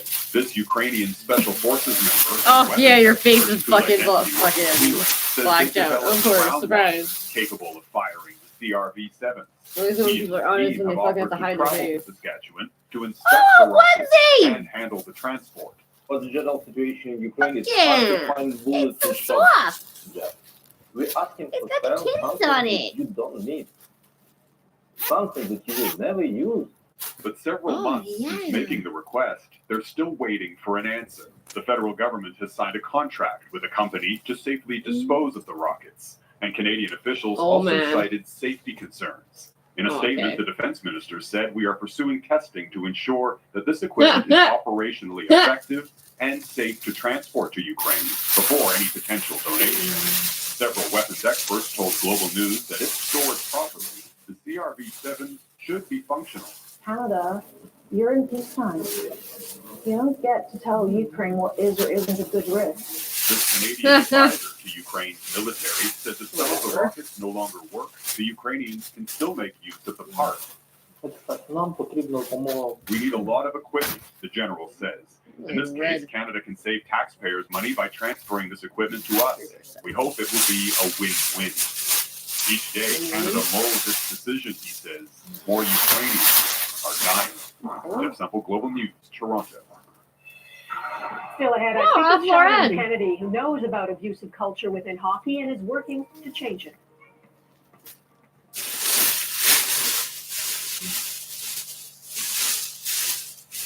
And back to our top story now, the sexual assault charges against former junior hockey players. With me is Sheldon Kennedy. He is the co-founder of the Respect Group, which provides education and training to organizations and individuals on how to eliminate bullying, abuse, harassment, and discrimination. Sheldon, thanks for being with us. Yeah, thanks for having me, Donna. And Sheldon, I know you were able to listen to some of what the London police chief said today. He apologized to the victim for the length of time it's taken to lay charges, almost 6 years. The outcome, we know, of course, will now be decided in court. But what does the way that this case has played out so far say to you about the handling of sexual assault cases generally? These are very difficult cases to not only investigate, but to also, bring a conviction to. And, it's absolutely paramount that we, come at this in a coordinated manner, because the impact on the victim is real, and we've learned so much about the impact. So, look at this case that's playing out now, going on almost 6 years, Donna. I mean, it is going to have take its toll on not just the victim, but the victim's family, and I think all of those involved. Well, I know since 2004, I believe it is, you've been dedicated to instilling a culture of respect within hockey. You're working with the NHL and with Hockey Canada.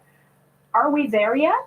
Unless we acknowledge, accept, whenever we'd and say that to identify, my parents when we were traveling, they would just be like, yes, and prioritize it stop the within car. Organization. It doesn't matter what we have going on within the organization. We're never going to be able to see the shift or the change or the growth that we all want to see. Because let's face it, I mean, I've got young kids, Donna. I have a 5-year-old son, and I got a 1.5-year-old, and I know, you know, we were sitting at supper table the other night, and I was off to do an interview, and my 5-year-old asked me, he says, "Where are you going, Dad?" And I said, "I'm going to go do an interview." And he said, "On what?" And I needed this, and it caught me off guard, and Wow. it took a minute to explain that. So I feel that a lot of families You and explained parents are the probably finding Ukrainian themselves in war that situation, to your and I think child. it's a time for us as parents and as adults to understand, to learn better, and to be able to try to have that conversation with our kids, because it provides a time to do that. You know, that's so important. I have a 19-year-old son, and we've had conversations about this too. It is so important that it sort of starts there. Sheldon, if a situation were to emerge like this today with these kind of allegations of abuse against junior hockey players, how confident are you that things would be handled differently?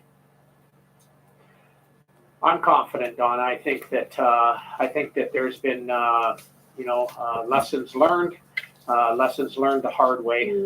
But I am also confident that there's been an understanding that the way we've always done, or the way that business was always done when these cases would arise, of sweeping them on the carpet, that make them go away, is absolutely not the way that they have to be dealt with, or that they can be dealt with. And I feel confident that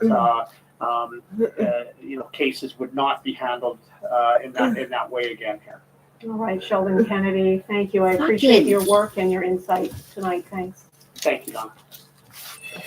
Here, Canada, are these bighorn sheep near Hinton, Alberta? Oh, We'd love to God. see your Canada. Please email it to viewers@globalnational.com. And thanks for watching.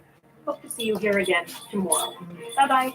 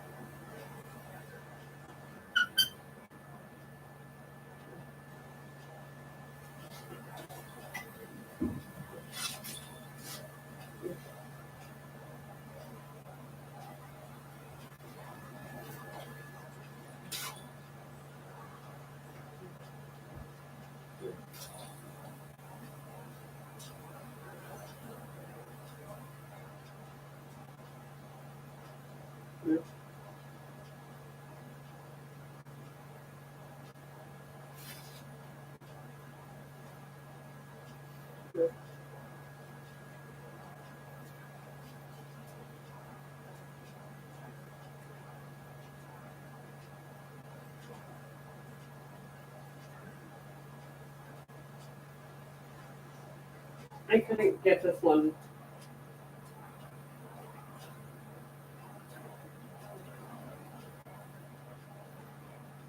I couldn't take a good picture of this one on the floor. But they both seem like they're up your alley as well.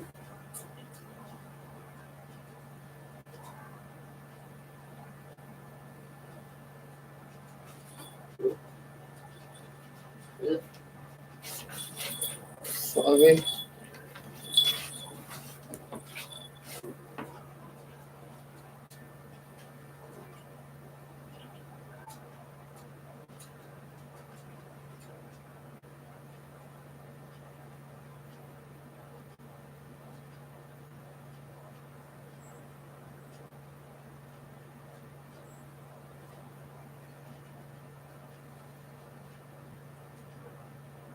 Imagine making $453,000 in a single month as an affiliate marketer without relying on Google, Facebook, or ClickBank, or creating new accounts on Pinterest, Twitter, TikTok, or Instagram.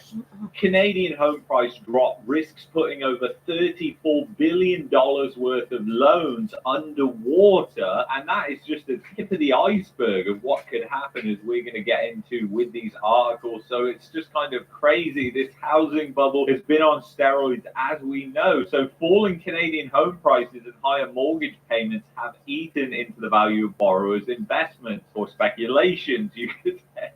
And a further 20% decline in prices could push 34 billion US of home loans at the country's largest lenders underwater, according to a new report. So over 46 billion Canadian dollars worth of loans could go underwater. Now you're probably thinking, well, Luke, I'm sure the banks have plenty of liquidity. I mean, I'm constantly hearing from my mortgage broker, my realtor, and the politicians and central planners that our banking system is rock solid. Anything could hit the Canadian financial system and we'll just be okay. In fact, having a banking monopoly is great for the country because that means stability. You would be wrong by that, and we'll get into that in a minute. So anyway, homeowners are already feeling the pinch, putting it mildly there, aren't they? With the six banks with more than $2 billion in mortgage balances in a negative equity position, meaning borrowers owe more than their positions are worth after selling costs. Canadian home prices have slipped 17%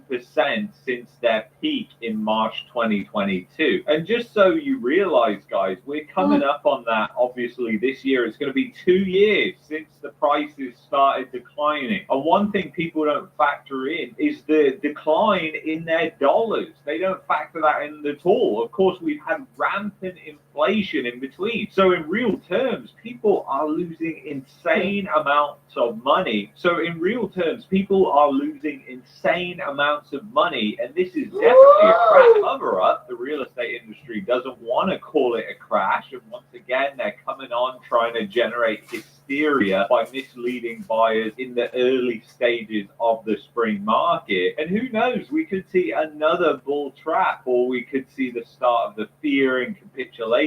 It's really hard to tell when you're in this bubble because, like I've said many times, it's all based on emotion. So Canadian banks often tout the strength of loan-to-value ratios in their domestic mortgage books, noting that borrowers have a lot of equity in their homes to fall back on in troubled times. While that's true for most mortgage holders, the average loan-to-value ratio at the country's 6 biggest banks was 51% at the end of fiscal 2023, according to the KBW report. Some don't have that same cushion. And you've only got to think of all the people who piled into the real estate market in 2021. Those people are rich.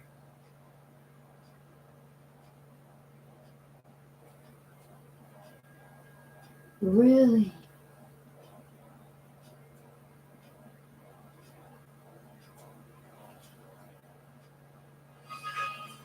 supercharge your business. The all-new Shopify point of sale. The all.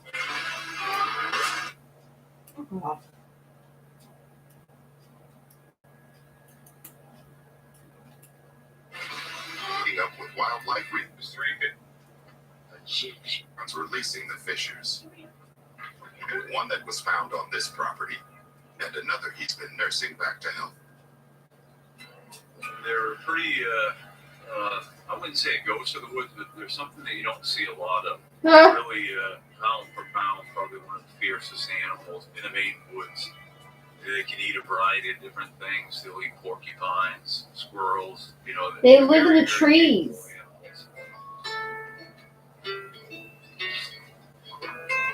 Ooh. It's always nice to see something that didn't have much of a chance, given a second chance. So that's what happened today. I think it's fucking cute. The man who found the injured fisher is glad to see it recover. Oh, It's real wonderful for us to have it Oh, come back you're to the same place. Thanks, Don. See you later. Oh, you're so cute. So now, I know she's nasty, but she Back into the wild. New England. Now, how hard is it in comparison to other animals that you raise to feed these and they get nasty. they do? This one is. This one here is just getting so now. I know she's nasty, but she won't bite me. She'll come over and nip at my leg. Yeah. Huh? I don't know if she's playing it, but it doesn't feel like she's playing. I want to be your best friend.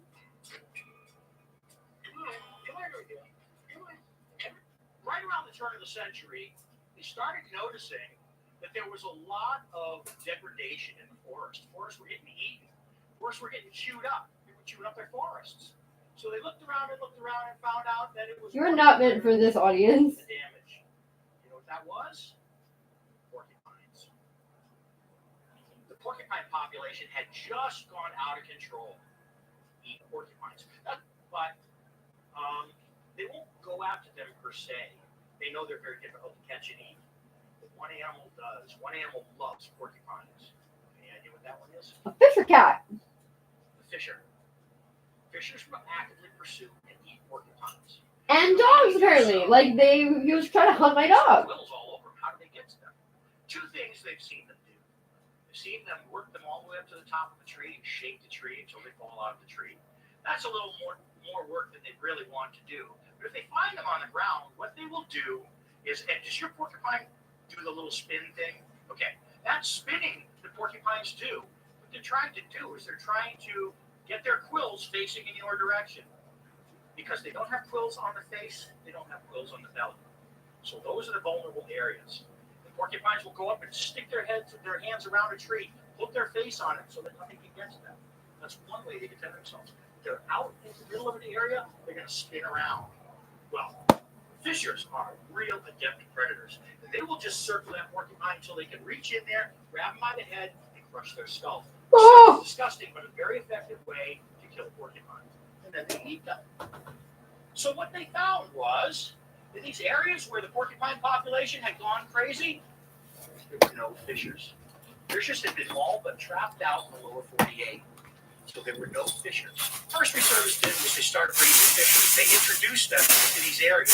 And they found out that the porcupine population in these areas came down by 55% in 2 years. So that shows just how important one animal is to the ecosystem. This is sometimes known as a fisher cat. Oh, wow, the thing's huge. That thing's enormous. Well, thank you. Assez de payeurs de Oh, facture fucking- à maître de votre futur. Visez plus haut avec la nouvelle carte BMO Eclipse Rise Visa et obtenez 2500 points en prime annuellement.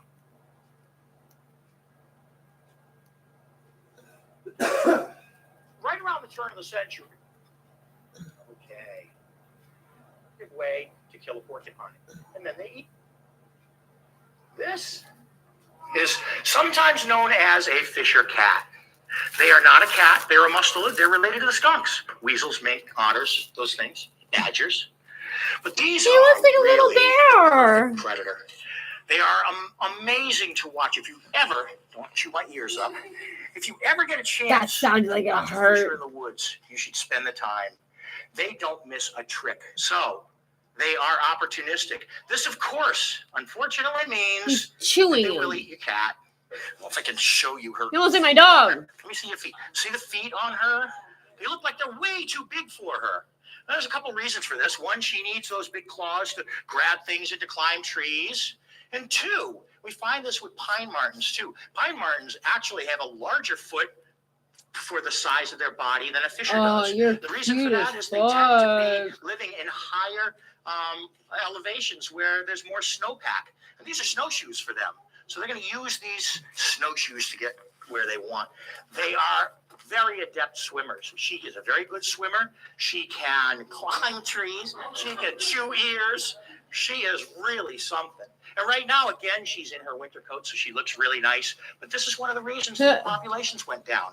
They would use the fur. She's small because she's a female. The males can get up to 30 pounds. She's about 10 pounds. So they do. And especially during the early winter, they tend to pack on a lot of pounds. And if you see one that's much larger, it's a male. So, yeah, yes, exactly. She's starting to lose her winter coat now, but it will take her a little while.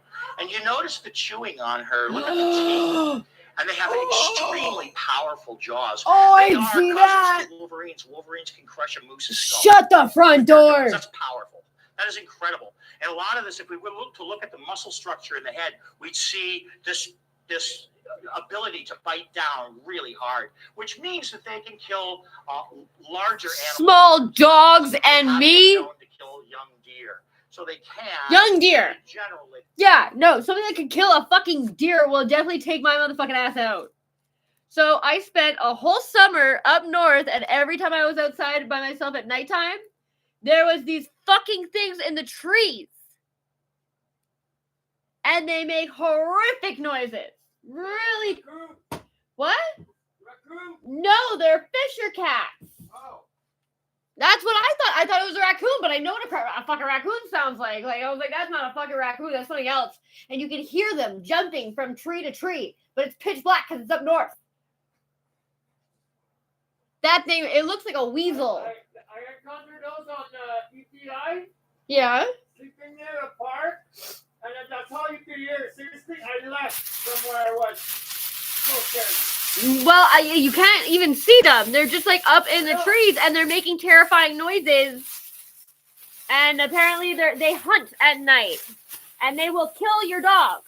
They can crush a moose's head. The thing is literally like 3 of my dog, maybe. That's crazy. Ooh, I love this. I hate peach, but I like that. Just shit on it. Whatever. I've got a washing machine.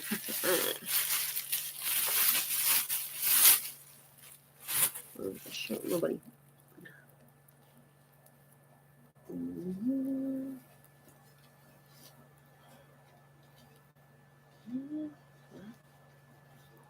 Oh, cool. I like that.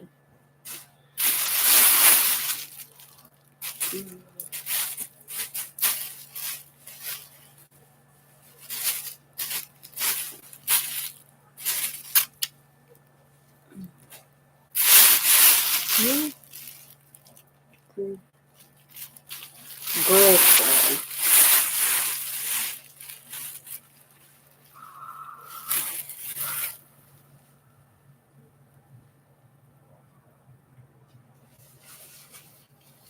I feel like Zelda.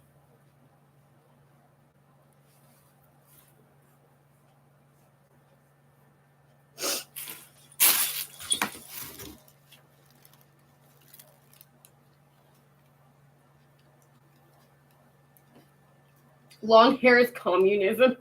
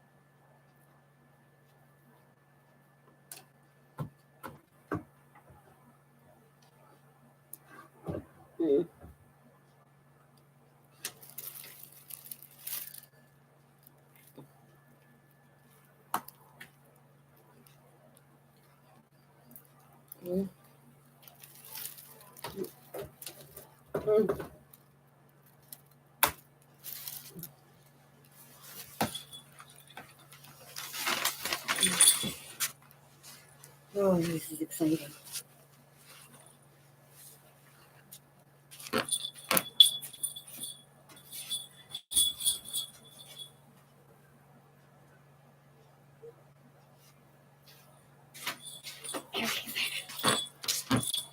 Ah! Piece of shit.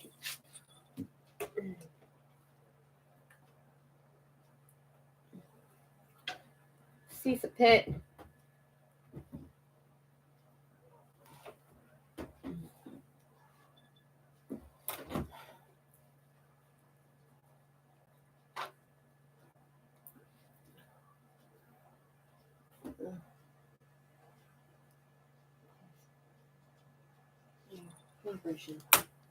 Really being screwed, and you've only got to think about all those people who are in negative amortization right now. There is a massive amount of negative amortization loans out there, and it's kind of crazy because that number alone is more than $250 billion worth of loans. It's crazy that we've got all these risks and nobody really talks about them, but they will cause problems in the future. If home prices drop 10% from where they stand now, the balance of mortgages in a negative equity position could swell to 10 billion Canadian. The less likely scenario of a 20% decline in prices could result in about 3.4% of the 1.36 trillion in total uninsured mortgages and home equity loans at the country's 6 largest banks being put underwater. And notice how they're only talking about uninsured mortgages there. You've got to remember there is a significant amount of insured mortgages that are out there. I mean, if they're saying 1.36 trillion, well, what about the other 700 billion? Because we're well above 2 trillion total now in mortgages. In fact, it's over 2.1 trillion. It's over the entire GDP of the country in Canada. So, you know, a lot of these loans are obviously insured as well, and those are more likely to be underwater. And the thing is, having spoken to somebody who used to actually work at the CMHC, basically, it's not like we think the banks can just get their money back really easily if a buyer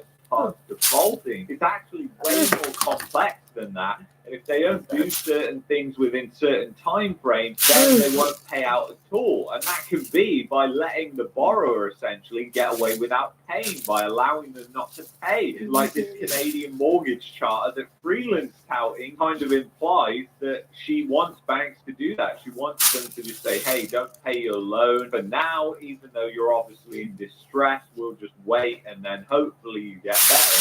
You know how that goes with the global financial crisis. So it's kind of insane what is happening. And then you've got this coming out from Oxford Economics, who have been saying about the housing bubble for years, and they are now being proved right now. We're definitely in a housing market crash. Real estate agents, mortgage brokers, once again, they're not going to say that. But just think about it. If prices are down 17%, easily we have lost 20% of our purchasing power since 2022. So, you know, you're talking about a 37% real decline. And I think that is just being low on the low side. Inflation has been a lot higher than that, as you probably are aware. So Canada's economy isn't just slowing down, it's already in recession. How often have we been saying that on this channel, guys? We've been saying it like 2 years. Canada is in a recession right now. We're headed into a depression, in fact, unfortunately. But I believe that they're just going to continually hold stagnation, worse than recession. The bond yields have dropped is providing even more cover to hold interest rates higher for longer. Of course, if an economic crisis happens and something really hits the fan badly, then they're probably going to come in straight away and cut interest rates. But if it doesn't, I think we're just going to see these interest rates held up high. And really, it's going to sting a lot of people who were betting on rate cuts by now. In fact, this time last year, people were betting that rates were going to come down at the end of 2023. That didn't happen. We're now in 2024. And even I thought rates would come down, guys. And and I was totally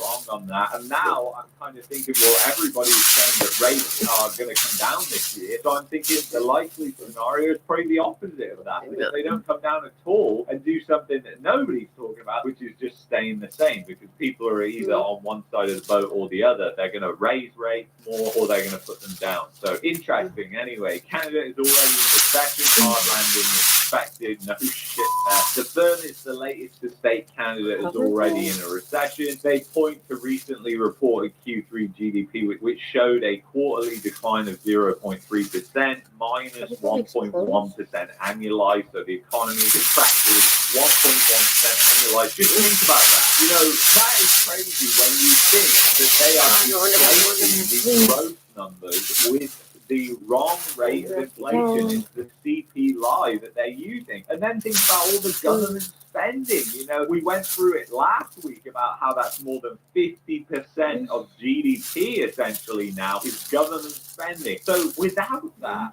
the private sector, the capitalist portion of the economy is not only contracting, it's absolutely collapsing. Oh, and this wow. is what the central planners cannot understand, who just focus on these figures and wears don't this? understand how they are even Why the produced. fuck Freeland would is you a freaking advertise journalist. this? Trudeau is a drama teacher. Do you expect them to understand? Who would walk I mean, a around lot of wearing this? people Put these Like, politicians you're and gross. central planners in high places, Fucking but the creep. reality is they're no smarter than you or I are. So it's crazy to look at them, but a lot of people do. They're always pointing to the Bank of Canada, Chrystia Freeland, Justin Trudeau. So anyway, it shows this chart about what the Bank of Canada's expectations are, Oxford Economics, and actually what's happened. So you can see that Q3 GDP was right on track with what Oxford Economics was predicting. They're Crosby. predicting more contractions throughout. When he's a drug addict or when he's not So a this drug is going to addict. be a hell of a long recession. And That was think very about nice. how laser lags. That's the thing. I'm constantly Good for him for saying it, but it is so true. When it comes to unemployment, that lags far behind. And people are going to realize that pretty quickly. And we're already seeing the labor market that is completely destabilized right now. It is not what it was like in 2021 and 2022. In 2023, the labor market, the wheels really came off. And again, people just don't notice it. And the figures, again, I just don't trust them. Even the unemployment data, which we will also be going through with the recent report that's come out. And then for some reason, at the end of 2024, they're expecting that growth is suddenly going to start rising out of somewhere. Again, I think that is an optimistic scenario right there. I don't think that's going to happen, because think about it. I mean, they're probably factoring some type of rate cut that's going to stimulate demand more. And I just don't. I don't see that. That Boy, never there's happened. Vasco, It same didn't even boy. happen in 2020, and then they came out with a massive amount of fish. Okay, so that's why you're fucking like that, That though. was what From propped up St. the Boy. economy, and it didn't even last a year or two, guys. It was gone within a couple of years, and the ramifications of that were high inflation. So anybody who's kind of thinking of a repeat of 2020 is going to be bitterly disappointed, because that will be an even worse scenario, because then we're going to have inflation 2.0, and I think that is very likely, actually. So anyway, comparing uniform. this, guys, because they were talking about how much here. Oh, $34 she works at the billion, boat club. Right, 46 billion Canadian. Well, if you look at the bad loan provisions and you take a bank like CIBC, for instance, here, the bank's total provisions for credit losses increased to $736 million, and that's Canadian. That's not even $1 billion. We're talking about billions in terms of loans that are going underwater, and the banks have got millions. And I know it's hundreds of millions, and I know these are big numbers. And when you see them in the story on the Financial Post, you think, wow, they're increasing their provisions. These banks, they're rock solid. They're doing the right thing. They're preparing for something really gnarly. But the reality is that when it comes down to it, they're just expecting that everybody's going to pay their mortgage and everything's going to be fine. And they're just expecting a repeat of probably 2008 that will just be fine, and for some miraculous reason, Canadians aren't like the rest of the world. The trouble is different. The time is different. God, it changes when people say that, and they're thinking that Canadians are just going to pay their mortgage. You know, they're just not going to default. I mean, it's all about the debt. It's all about the debt bubble. when you look at what's happened to GDP per capita, guys, that is the real thing that is crazy. You know, Canada is the only G7 country now with GDP per capita that is below 2019 levels. So the economy is clearly stagnating, and this isn't even a great number to look at because, again, you're using the phony CPI and inflation numbers when you're looking at data like this. And if you want to know who actually owns CIBC, guys, you've got to look at something like this. So thanks to Charlotte for sending me this. I think it's quite a brilliant article. But retail investors account for 54% of CIBC's ownership, while institutions account for 46%. So let me put that into context for you, because you're probably thinking, well, what about other banks? Let's take Bank of America, for instance. So you've got 37.75%, which is public companies and individual investors. So it's even less, it's probably less than 35%. Meanwhile, at CIBC, retail investors own more than 50%.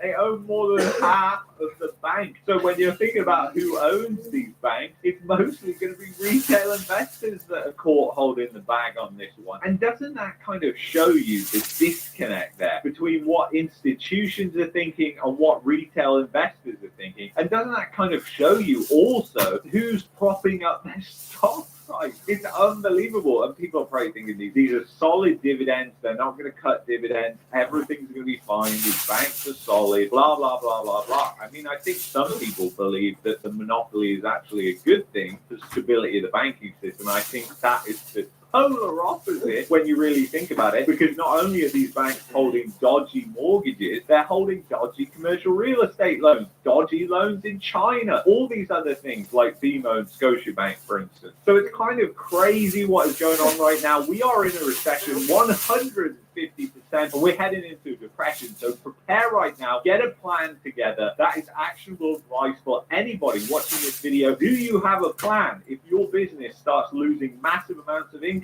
or you lose your job, do you have a plan in place? If you don't, get one. Now is the time to make a plan. If you've enjoyed this video and you're looking for a VPN to get around all the censorship rules in Canada which block you seeing certain content, then go to expressvpn.com/marketmania. That's the VPN provider that I use, and it's the fastest VPN. And if you're looking for a video more about the banking system, check out this video from the other week. And if you're looking for a playlist where you can binge watch a bunch of videos, check out that playlist there. I will see you in the next video, guys. Take care. Bye-bye.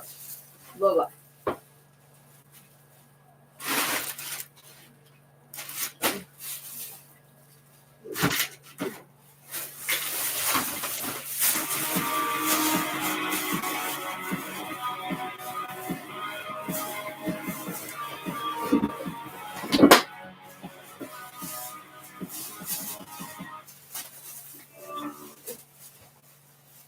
What I would love to do is hold something to my office on Friday. I love firing people on Friday. Barbara in the house! My next guest is one of the biggest names in real estate, a successful entrepreneur and star of a hit TV show. Now the female titan is getting some heat. The minute a woman cries, you're giving away your power. Barbara is definitely over the top. I wasn't dyslexic. And I didn't. Oh, God, what was me? First of all.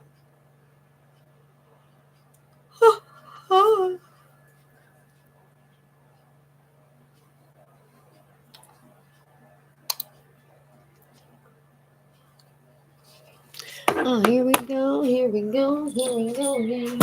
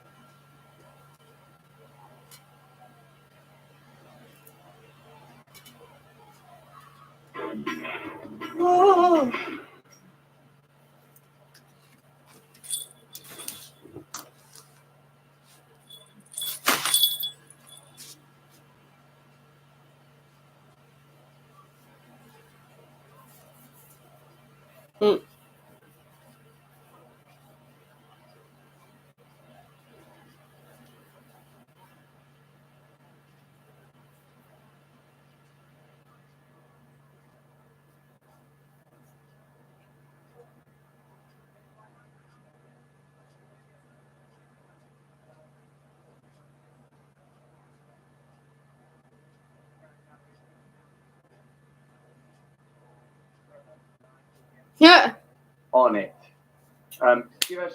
Keep verbally informing us where we are. We're just doing something, we're just adjusting this, or we have no ideas at all. That kind of, we've done it, it's done. So that's confirmation that it's right. I will now continue with the show.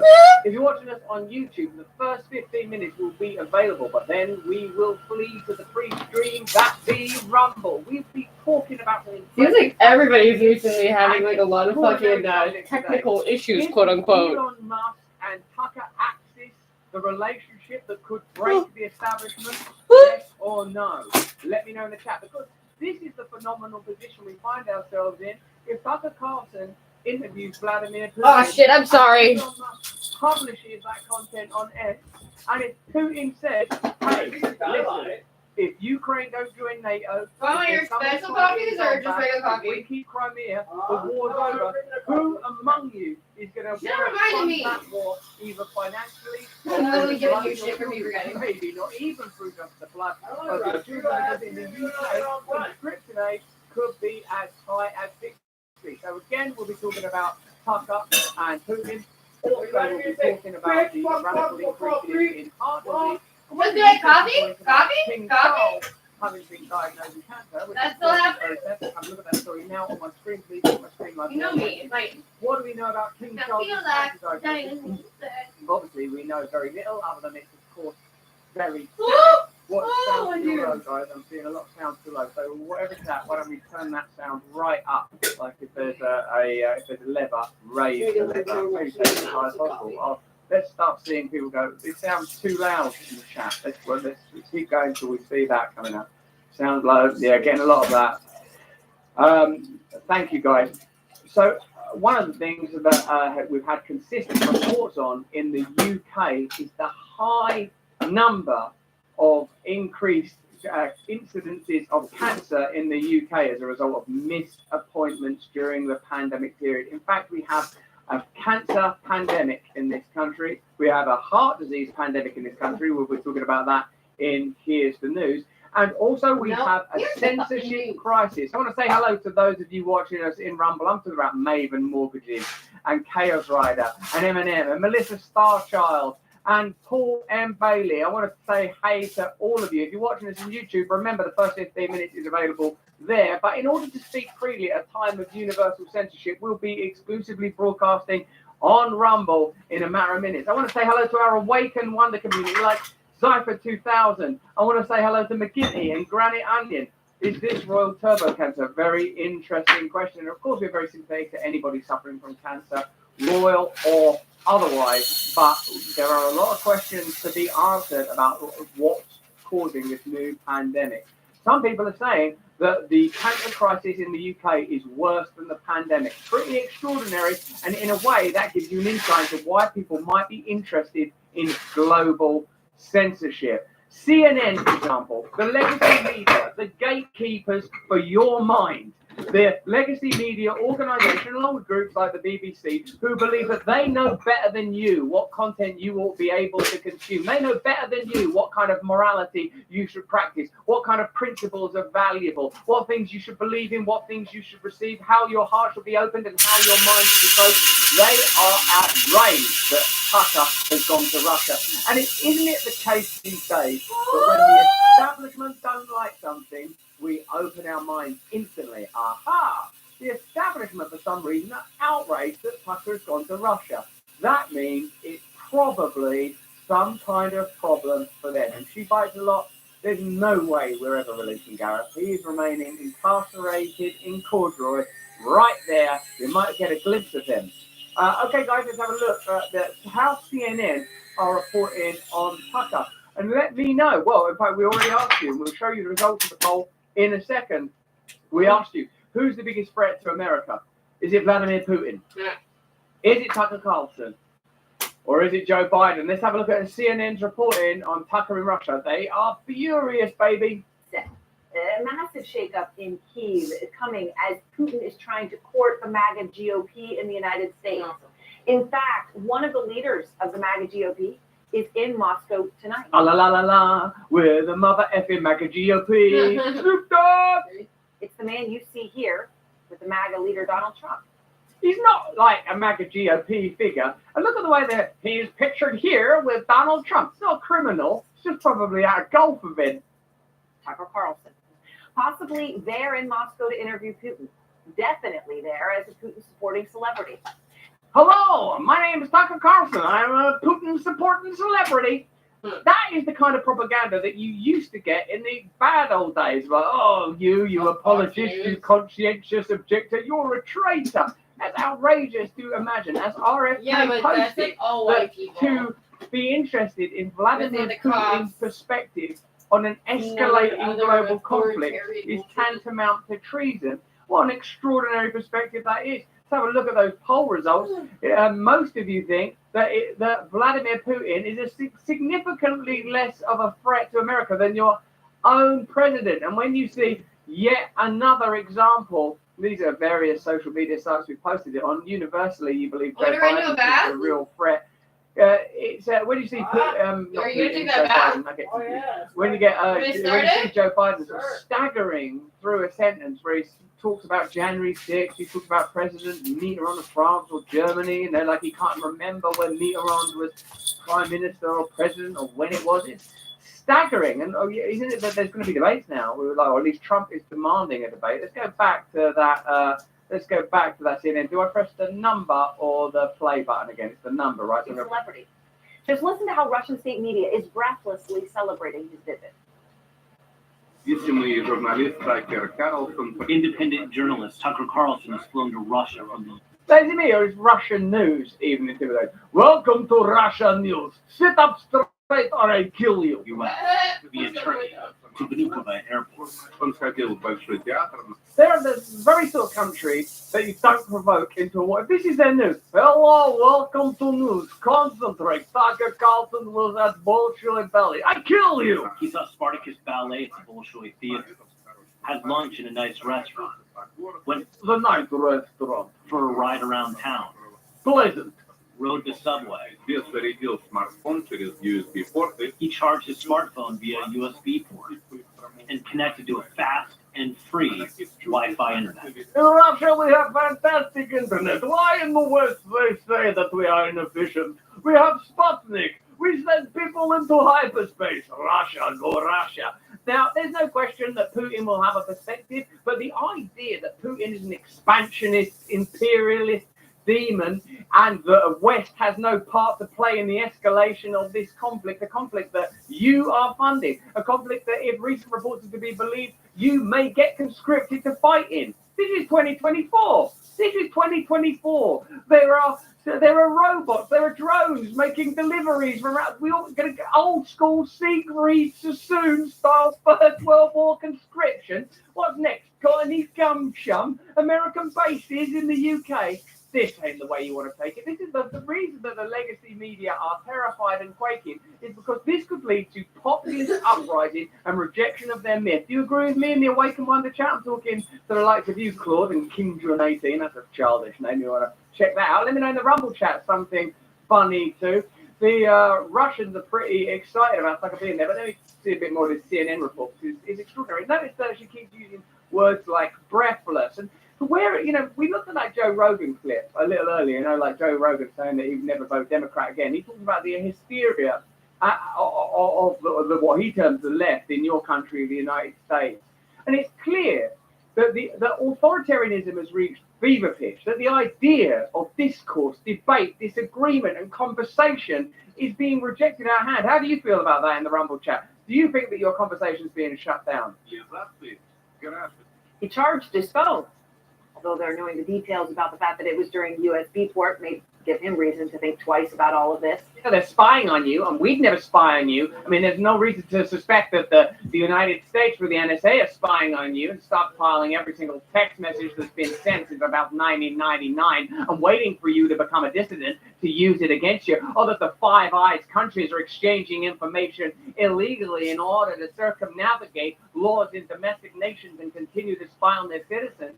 This is the hypocrisy that the legacy media continually propagate, pretending that they're playing a different game to Russia, that Russia doesn't have a right to their own national identity, to their own trajectory. Let me tell you plain, I prefer to live in the UK or most anywhere in the USA than Russia, as I understand Russia. But guess what? I haven't actually ever been to Russia. Everything I know about Russia, I know because of the legacy media. I know because of the state. Yeah, I've gleaned a little bit from Tolstoy when I can manage it. A few glances at Solzhenitsyn and Dostoevsky, a little bit of Stanislavski when I was training to be an actor. But I've been propagandized. You've been propagandized. We don't know how deeply their tendrils reach inside our minds, but thank God now we can debug ourselves as we awaken together, as we refuse to remain in this slumber. The very idea that a conversation between Putin and Tucker is a threat to us rather than a threat to their control is ridiculous. You know it's about control, don't you?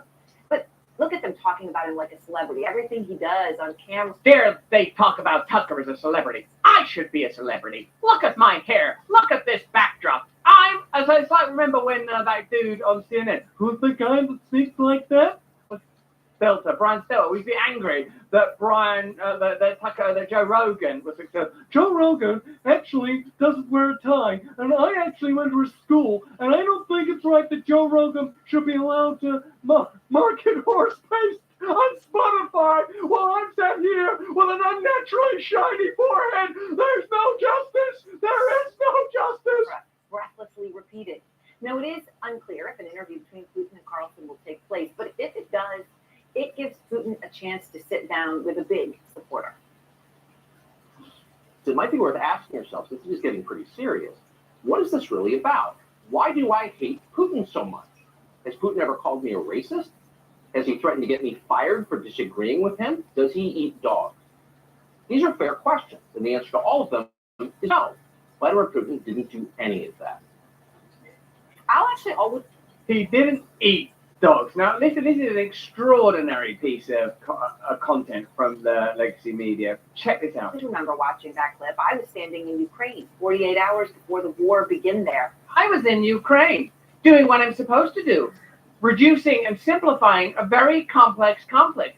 I was in Ukraine not asking about the state of their democracy or why Gonzalo Lira was in prison, or why opposition parties are being shut down, or why the state has taken control of all media, or why Vladimir Zelensky is right now appearing at the Grammys or the Emmys or the Golden Globes or something, appealing to JP Morgan or appealing to BlackRock to fund the nation in a post-war situation and create some kind of digital democracy where there are no trade unions. I was doing proper journalism, the kind of journalism where you only say things that are beneficial to state power. And yet, when I go to Russia, nobody cares.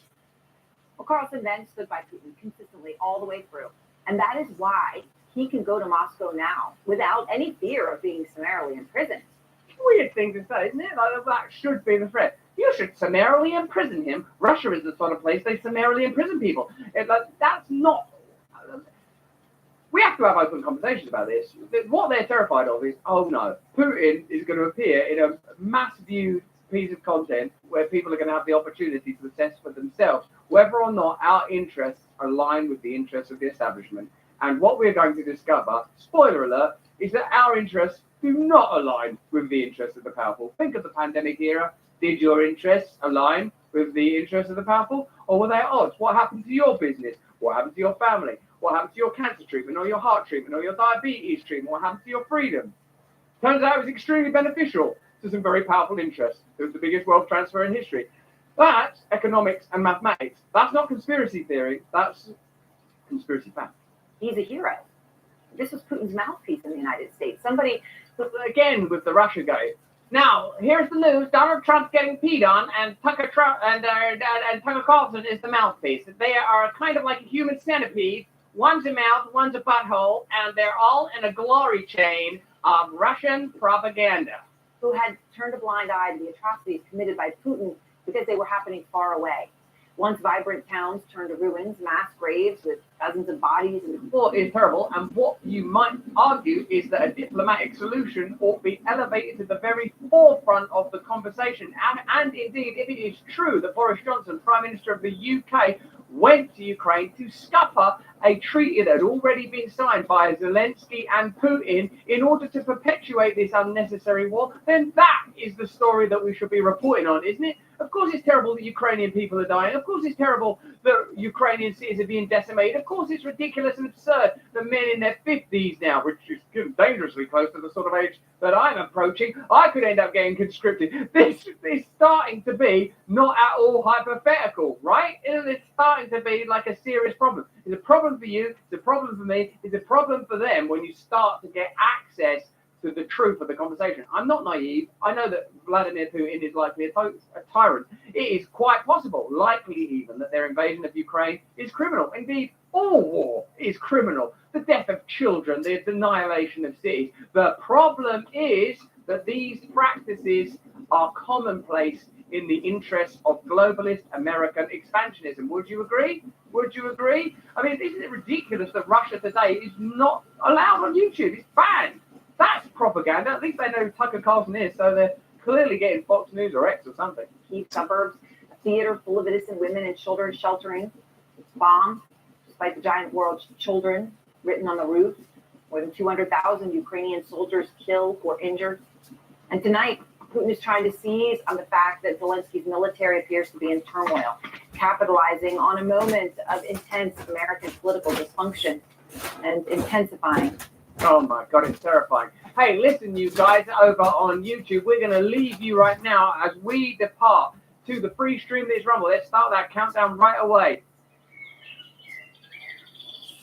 Talking about heart disease sadly being at an all-time high here in the UK based on data from the British Heart Foundation. They don't know what's causing this heart disease pandemic. Isn't it tragic that King Charles has cancer? Isn't it yet more tragic that many people have cancer as a result of missed appointments during the pandemic period? We're going to be looking at RFK's response to the escalating events in Russia. We're going to be talking about that bill. In Russia, we are towels. Is it the same window?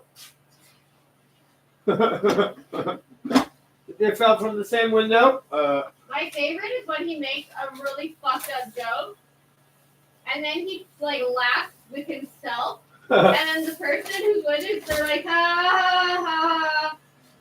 So is that a no?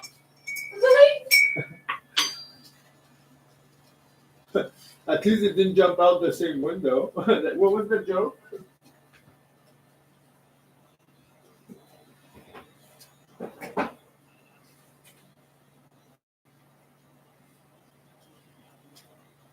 Baby, I love you. I love you.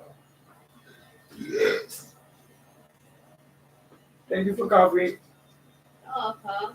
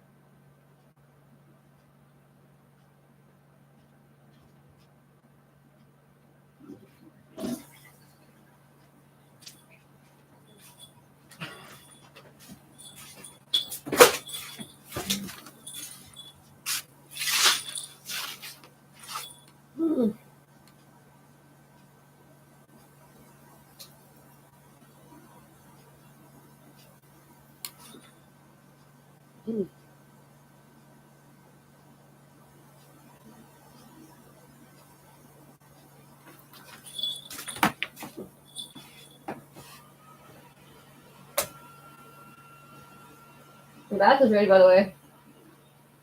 Huh? Your bath is ready. Really? Yeah. Oh, thank you. Be right down.